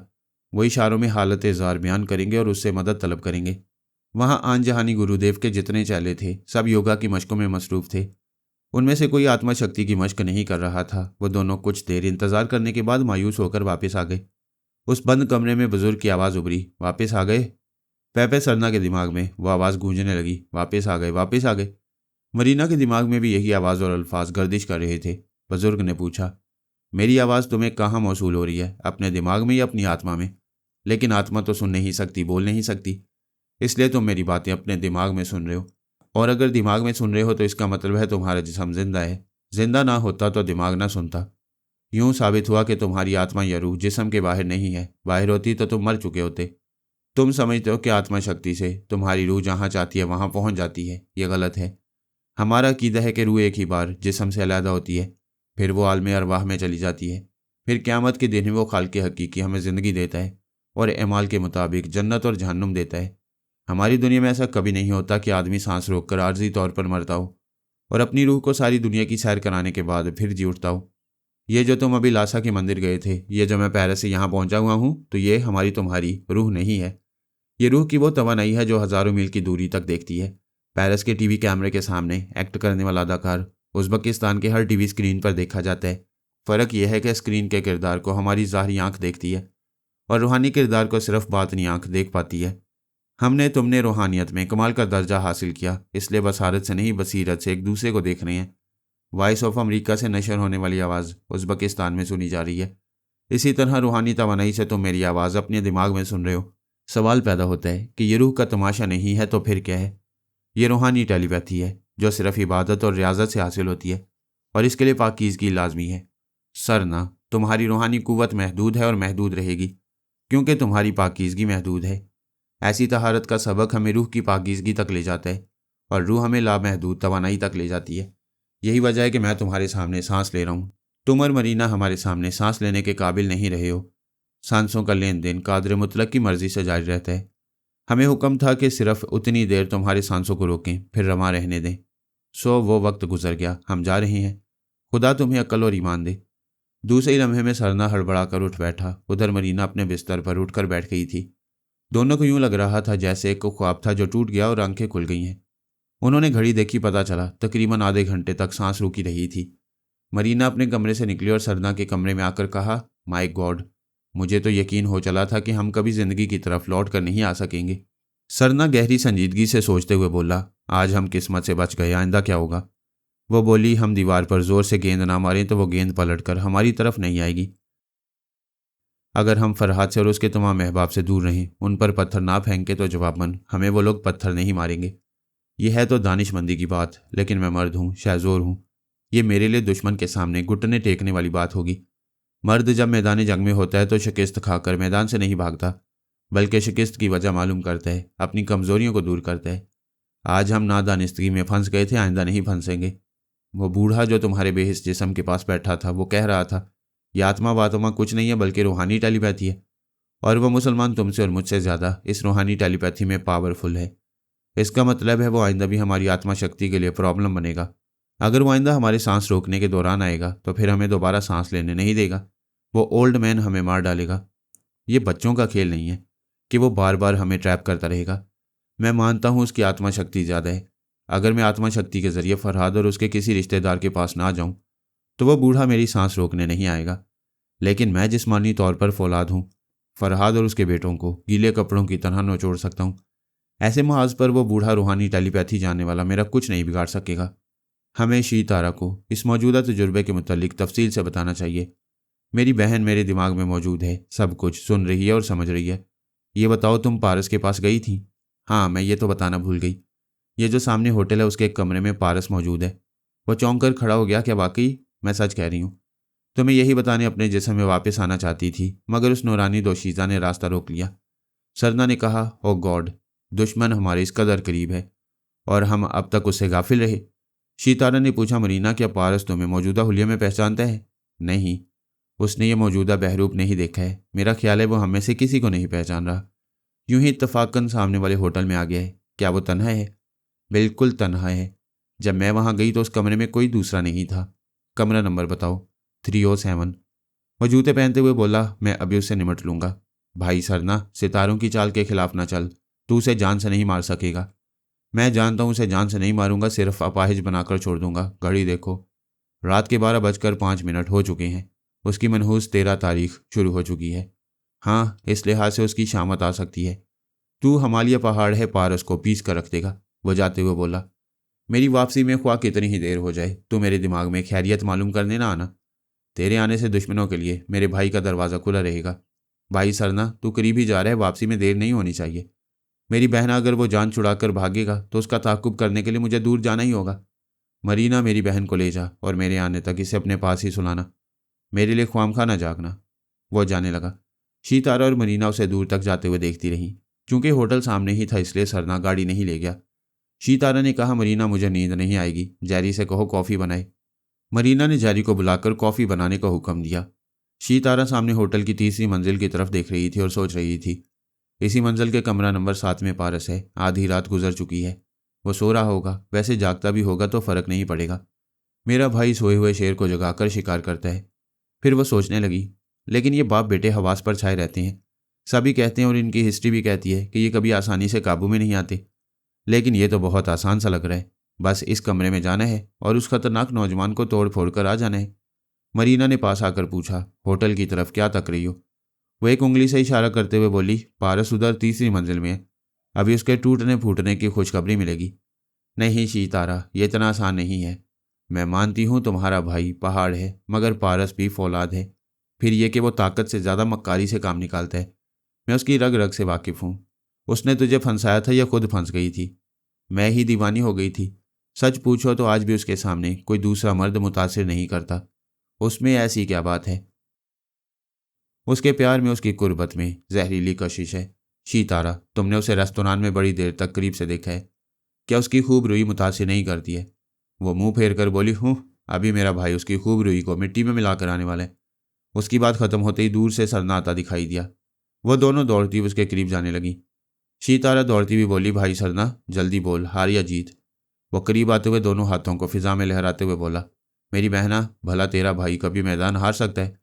मैंने उसके दोनों हाथों की हड्डियां तोड़ दी हैं, उसे अपाहिज बना दिया है। बहन खुशी से दौड़ती हुई भाई से जाकर लिपट गई। मरीना ने कहा, मुझे यकीन नहीं आ रहा है सरना, तुमने किस बेचारे को अपाहिज बना दिया है? पारस को और किसको? तुमने उसे कैसे पहचाना? तूने बताया था कि वो कमरा नंबर 307 में है। ये मैंने रात के 10 बजे कहा था। कितना वक्त गुजर चुका है। हो सकता है पारस वहां से चला गया हो और दूसरा मुसाफिर वहां आया हो। मरीना, तूने और भी पहचान बताई थी कि वो जहरीला है और कई बोतल शराब पीने के बाद भी उसे नशा नहीं होता है। वो बोली, हाँ, ये पारस की पहचान है। तो फिर मुझसे गलती नहीं हुई है। मैंने कमरे में दाखिल होते ही देखा वो जहरीला जवान बिस्तर पर लेटा हुआ था। उसके सरहाने वाली मेज़ पर सांपों के 2 पटारे रखे हुए थे। फर्श पर शराब की 2 खाली बोतलें पड़ी हुई थीं। ओह सरना, वो जहरीला तो है मगर अपने साथ सांपों के पटारे नहीं रखता। 2 खाली बोतलों का मतलब ये नहीं है कि वो बोतलें उसने खाली की होंगी। शीतारा ने कहा, तुम दोनों इतनी बहस क्यों कर रहे हो? अभी पारस के दिमाग में चलकर देख लेते हैं। वह मरीना के दिमाग में आई। मरीना पारस के दिमाग में पहुंच गई, फिर दूसरे ही लम्हे वापस आ गई। पारस ने सांस रोक ली थी। शीतारा ने कहा, भाई सरना, तू धोखा खा गया है। वो तो सही सलामत है, उसने अपने दिमाग से हमें भगा दिया है। इसका मतलब है मेरे वहां पहुंचने से पहले ही वो होटल का कमरा छोड़कर कहीं चला गया है। आखिर इन कमबख्तों को खतरात से आगाही कैसे हो जाती है? शीतारा ओ माय गॉड कहती हुए कुर्सी पर बैठ गई। सरना ने पूछा, क्या हुआ?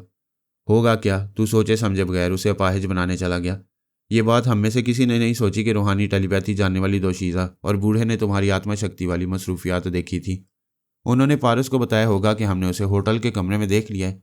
वो उसी वक्त होटल छोड़कर चला गया होगा। सरना ने कहा, वाकई हमने इस पहलू से नहीं सोचा था। अब एक और तशवीशनाक पहलू है। उन रूहानी टेलीपैथी जानने वालों ने पारस को हमारी रिहाइश का भी बता दी होगी। अब यह अंदेशा रहेगा कि वो होटल छोड़कर नहीं गया है, बल्कि हमारे बंगले के आसपास ही कहीं हमारी ताक में है। वो सब आराम से बैठे हुए थे, एकदम से उठकर खड़े हो गए। उस लम्हे से उनका सुकून रुखसत हो गया। कोई दरवाजे की तरफ गया, कोई खिड़कियों की तरफ। वो सब बाहर नीम तारीकी और नीम रोशनी में दूर तक देखने लगे। उनका ख्याल था कि उनकी ताक में रहने वाला पारस नजर आ जाएगा। जैरी गर्मा गर्म कॉफ़ी लेकर आया। शीतारा ने वो ट्रे उठाकर फेंक दी। गुस्से से बोली, यू नॉनसेंस, यहाँ जान पर बनी हुई है और तुझे खाने पीने की सूझ रही है? पेपे सरना ने बहन के सर पर हाथ रखकर कहा, क्या भूल गई? हमारे बापू का और गुरुदेव का पहला सबक है कि गुस्सा करने वाला अकल से खाली हो जाता है। धीरज रख और गुस्सा थूक दे। सुकून से सोचना शुरू कर दे कि पारस कोई आसमानी बला नहीं है। इंसान का बच्चा इंसानी चालें चलेगा। देवी देवताओं वाला जानलेवा हरबा इस्तेमाल नहीं करेगा। तू जहानत और इल्म हुनर में उससे कम नहीं है, और जहानत उसे कहते हैं जो गुस्से के वक्त सुकून से सोचने का अमल सिखाती है। भाई बोलता रहा, बहन शांत होती रही।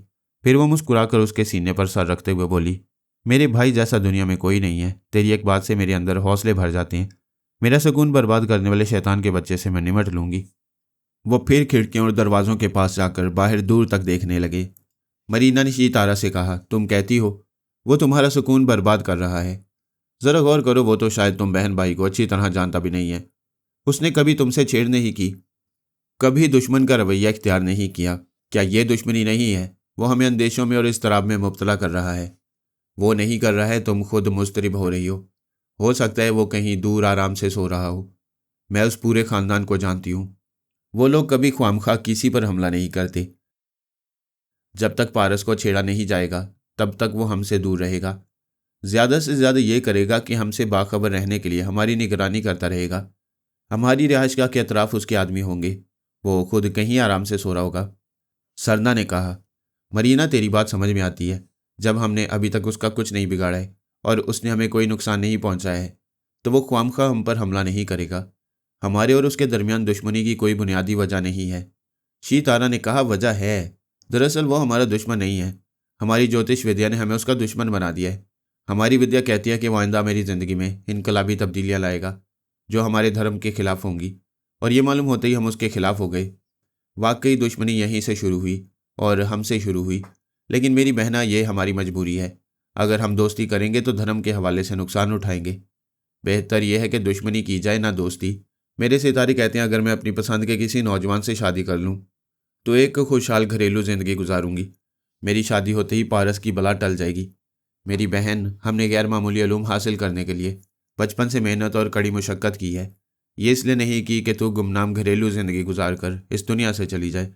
जब हमारी विद्या ने हमें पारस की 3 मनहूस तारीखें बता दी हैं तो फिर फिक्र क्यों करती है? वो तेरे हाथों मरेगा और ज़रूर मरेगा। भाई सरना, कल की मनहूस तारीख में मेरी चाल कामयाब नहीं होगी। मुझे उससे दूर रहना चाहिए। क्यों ना मैं 10 दिन के लिए लंदन चली जाऊँ? वो कुछ देर सोचकर बोला, मैं कभी अपने से तुझे जुदा नहीं करता, लेकिन तेरे आराम और सुकून के लिए राज़ी हूँ। इन 10 दिनों में ये इत्मीनान रहेगा कि तू महफूज है। मैं यहाँ इस अरसे में पारस को सही सलामत नहीं रहने दूंगा। उसके बाप का पता ठिकाना भी मालूम कर लूँगा। वो टेलीफोन के पास आकर बैठती हुई बोली, मैं अभी एयरपोर्ट के मुतल्लिक़ अफसरान से कहती हूँ कि सुबह 6 बजे अपने ज़ाती त्यारे में लंदन जाऊँगी। वो लोग इस सिलसिले के ज़रूरी कागजात तैयार रखेंगे। उसने फ़ोन करने के लिए रिसीवर उठाया, फिर रुक गई। बाहर गाड़ियों की आवाज़ें सुनाई दे रही थीं। सरना ने तेज़ी से खिड़की के पास आकर बाहर देखा, फिर कहा, फिक्र की बात नहीं है, पुलिस वाले हैं। उसने दरवाजे के पास आकर उसे खोला। 2 पुलिस अफसर और 5 सिपाही थे। सब के सब कद्यावर पहलवान दिखाई देते थे। उज़्बेकिस्तान के लोग सेहतमंद और कद्यावर होते हैं। एक अफसर ने मुकामी ज़ुबान में कुछ कहा, सरना की समझ में नहीं आया। दूसरे अफसर ने अंग्रेज़ी में कहा, यह पूछता है तुम लोग कौन हो, कहाँ से आए हो? सरना बताने लगा कि वो लंदन से आए हैं और उनका एक ज़ाती त्यारा एयरपोर्ट पर मौजूद है। शीतारा ने तमाम ज़रूरी कागजात लाकर दिखाए। अफसर ने उन पर सरसरी नज़र डाली, फिर कहा, तुम सब अमन पसंद और शरीफ दिखाई देते हो, लेकिन होटल के एक वेटर ने बयान दिया है कि वारदात के बाद एक शख्स इस बंगले में आया था। शीतारा ने पूछा, कैसी वारदात? किसी जालिम ने कमरा नंबर 307 के एक मुसाफिर के दोनों हाथ तोड़ दिए। सरना ने कहा, लेकिन मैं तो शाम से अपने बंगले के अंदर हूँ, बाहर नहीं गया। इस वारदात से मेरा कोई ताल्लुक नहीं है, ना ही मुझे किसी से दुश्मनी है। शीतारा और मरीना भी उसकी हमायत में बोलने लगी। फिर शीतारा ने अफसर को अपने काबू में रखने और अपना हमायती बनाने के लिए ख्यालख्वानी से काम लिया। अफसर ने एकदम से सांस रोककर हैरानी से दूसरे अफसर को देखा, फिर मुकामी जुबान में बोलने लगा। दूसरा अफसर भी जवाब में कुछ बोल रहा था। फिर उसने घूंसा दिखाते हुए सरना से कुछ कहा। सरना ने पूछा, आप लोग गुस्से में क्या कह रहे हैं? प्लीज़ अंग्रेज़ी में बोलें। अंग्रेज़ी जानने वाले अफसर ने कहा, हमारे मुल्क में टेलीपैथी जानने वाले धड़ाधड़ चले आ रही हैं, कानून को अपने हाथों में ले रहे हैं। तुम भी टेलीपैथी जानते हो या तुम्हारी औरतें जानती हैं? ये गलत है, हम ये इल्म नहीं जानते हैं। क्या मैं झूठ कह रहा हूँ? अभी मेरे दिमाग में गड़बड़ हुई थी, फिर मैं सांस रोकने के बाद नॉर्मल हो गया। आखिर ये सब क्या है? शीतारा ने कहा, हम खुद परेशान हैं। कोई टेलीपैथी जानने वाला हमारे दिमागों में भी आकर हमें परेशान करता रहता है। अफसर ने कहा, तुम्हें तो कोई भी परेशान कर सकता है, तुम हसीन हो, जवान हो, लेकिन मुझे क्यों कर रहा है? खैर छोड़ो, काम की बात यह है कि मिस्टर सरना, अभी तुम्हें अस्पताल चलना होगा। अस्पताल क्यों? जिसके दोनों हाथ तोड़े गए हैं वो अस्पताल में है। अगर वो तुम्हें देखकर यह बयान दे कि तुमने ये जुल्म नहीं किया है तो फौरन रिहा कर दिए जाओगे, वरना हवालात के अंदर। उसने अपनी बहन को परेशान होकर देखा। बहन ने सोच के जरिए कहा, वो अपाहिज तुझे पहचान लेगा। सरना की सोच ने कहा, इसके बावजूद मुझे जाना होगा। हम अपने बचाव के लिए कानून के खिलाफ कोई हरकत नहीं करेंगे। हम अपने बचाव के लिए कानून के खिलाफ कोई हरकत करेंगे तो बात बढ़ जाएगी। फिक्र न कर मेरे भाई, मैं भी साथ चलूंगी। बात बिगड़ेगी तो हम अपनी गैर मामूली सलाहियतों से काम लेंगे। अफसर ने पूछा, तुम दोनों आंखें क्यों लड़ा रहे हो? क्या रिश्ता है तुम्हारा? हम बहन भाई हैं। ताज्जुब है, मैंने पहली बार इस रिश्ते को आंख लड़ाते देखा है। शीतारा ने कहा, मैं अपने भाई के साथ चलूंगी। अफसर ने मरीना की तरफ इशारा करके पूछा, ये कौन है? सरना जरा हिचकिचाया, फिर बोला, ये मेरी बीवी है। उसने जैरी की तरफ इशारा करके पूछा, ये कौन है? ये हमारा मुलाजिम है। बंगले के अंदर और कौन है?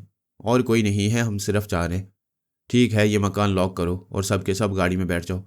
उन्होंने हुक्म की तामील की। उन्हें इत्मीनान था कि पुलिस को रिश्वत वगैरह देकर जान ना छुड़ा सके तो फिर गैर मामूली सलाहियतों को आजमाएंगे।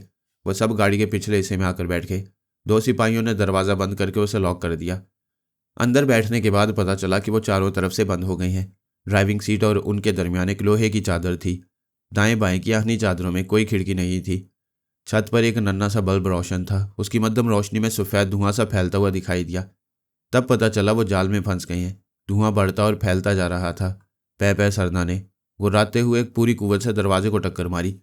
वो ताकत और डील डोल में हाथी जैसा था। दरवाज़ा लरस गया, लेकिन फौलादी था, टूट नहीं सकता था। मुकफ्फल था, खुल नहीं सकता था। फिर कुछ कर गुजरने की ज़्यादा मोहलत नहीं मिली। वह धुआं सरना जैसे हाथी को ऐसाबी कमजोरियों में मुब्तला कर रहा था। शीतारा और मरीना एक दूसरे से लिपट कर सीट पर से नीचे लुढ़क गई थी। जैरी बेहोश हो गया था। जब सरना भी गाफिल हो गया तो लैला ने कहा, बेटा धुआं खारिज करो, काम हो चुका है। पिछला रोशनदान खोल दो। पारस ने अपनी अम्मी की हदायत पर अमल किया। वो और उसके साथ आने वाले पुलिस की वर्दियां उतार चुके थे। वो गाड़ी वहां से लेकर चले गए।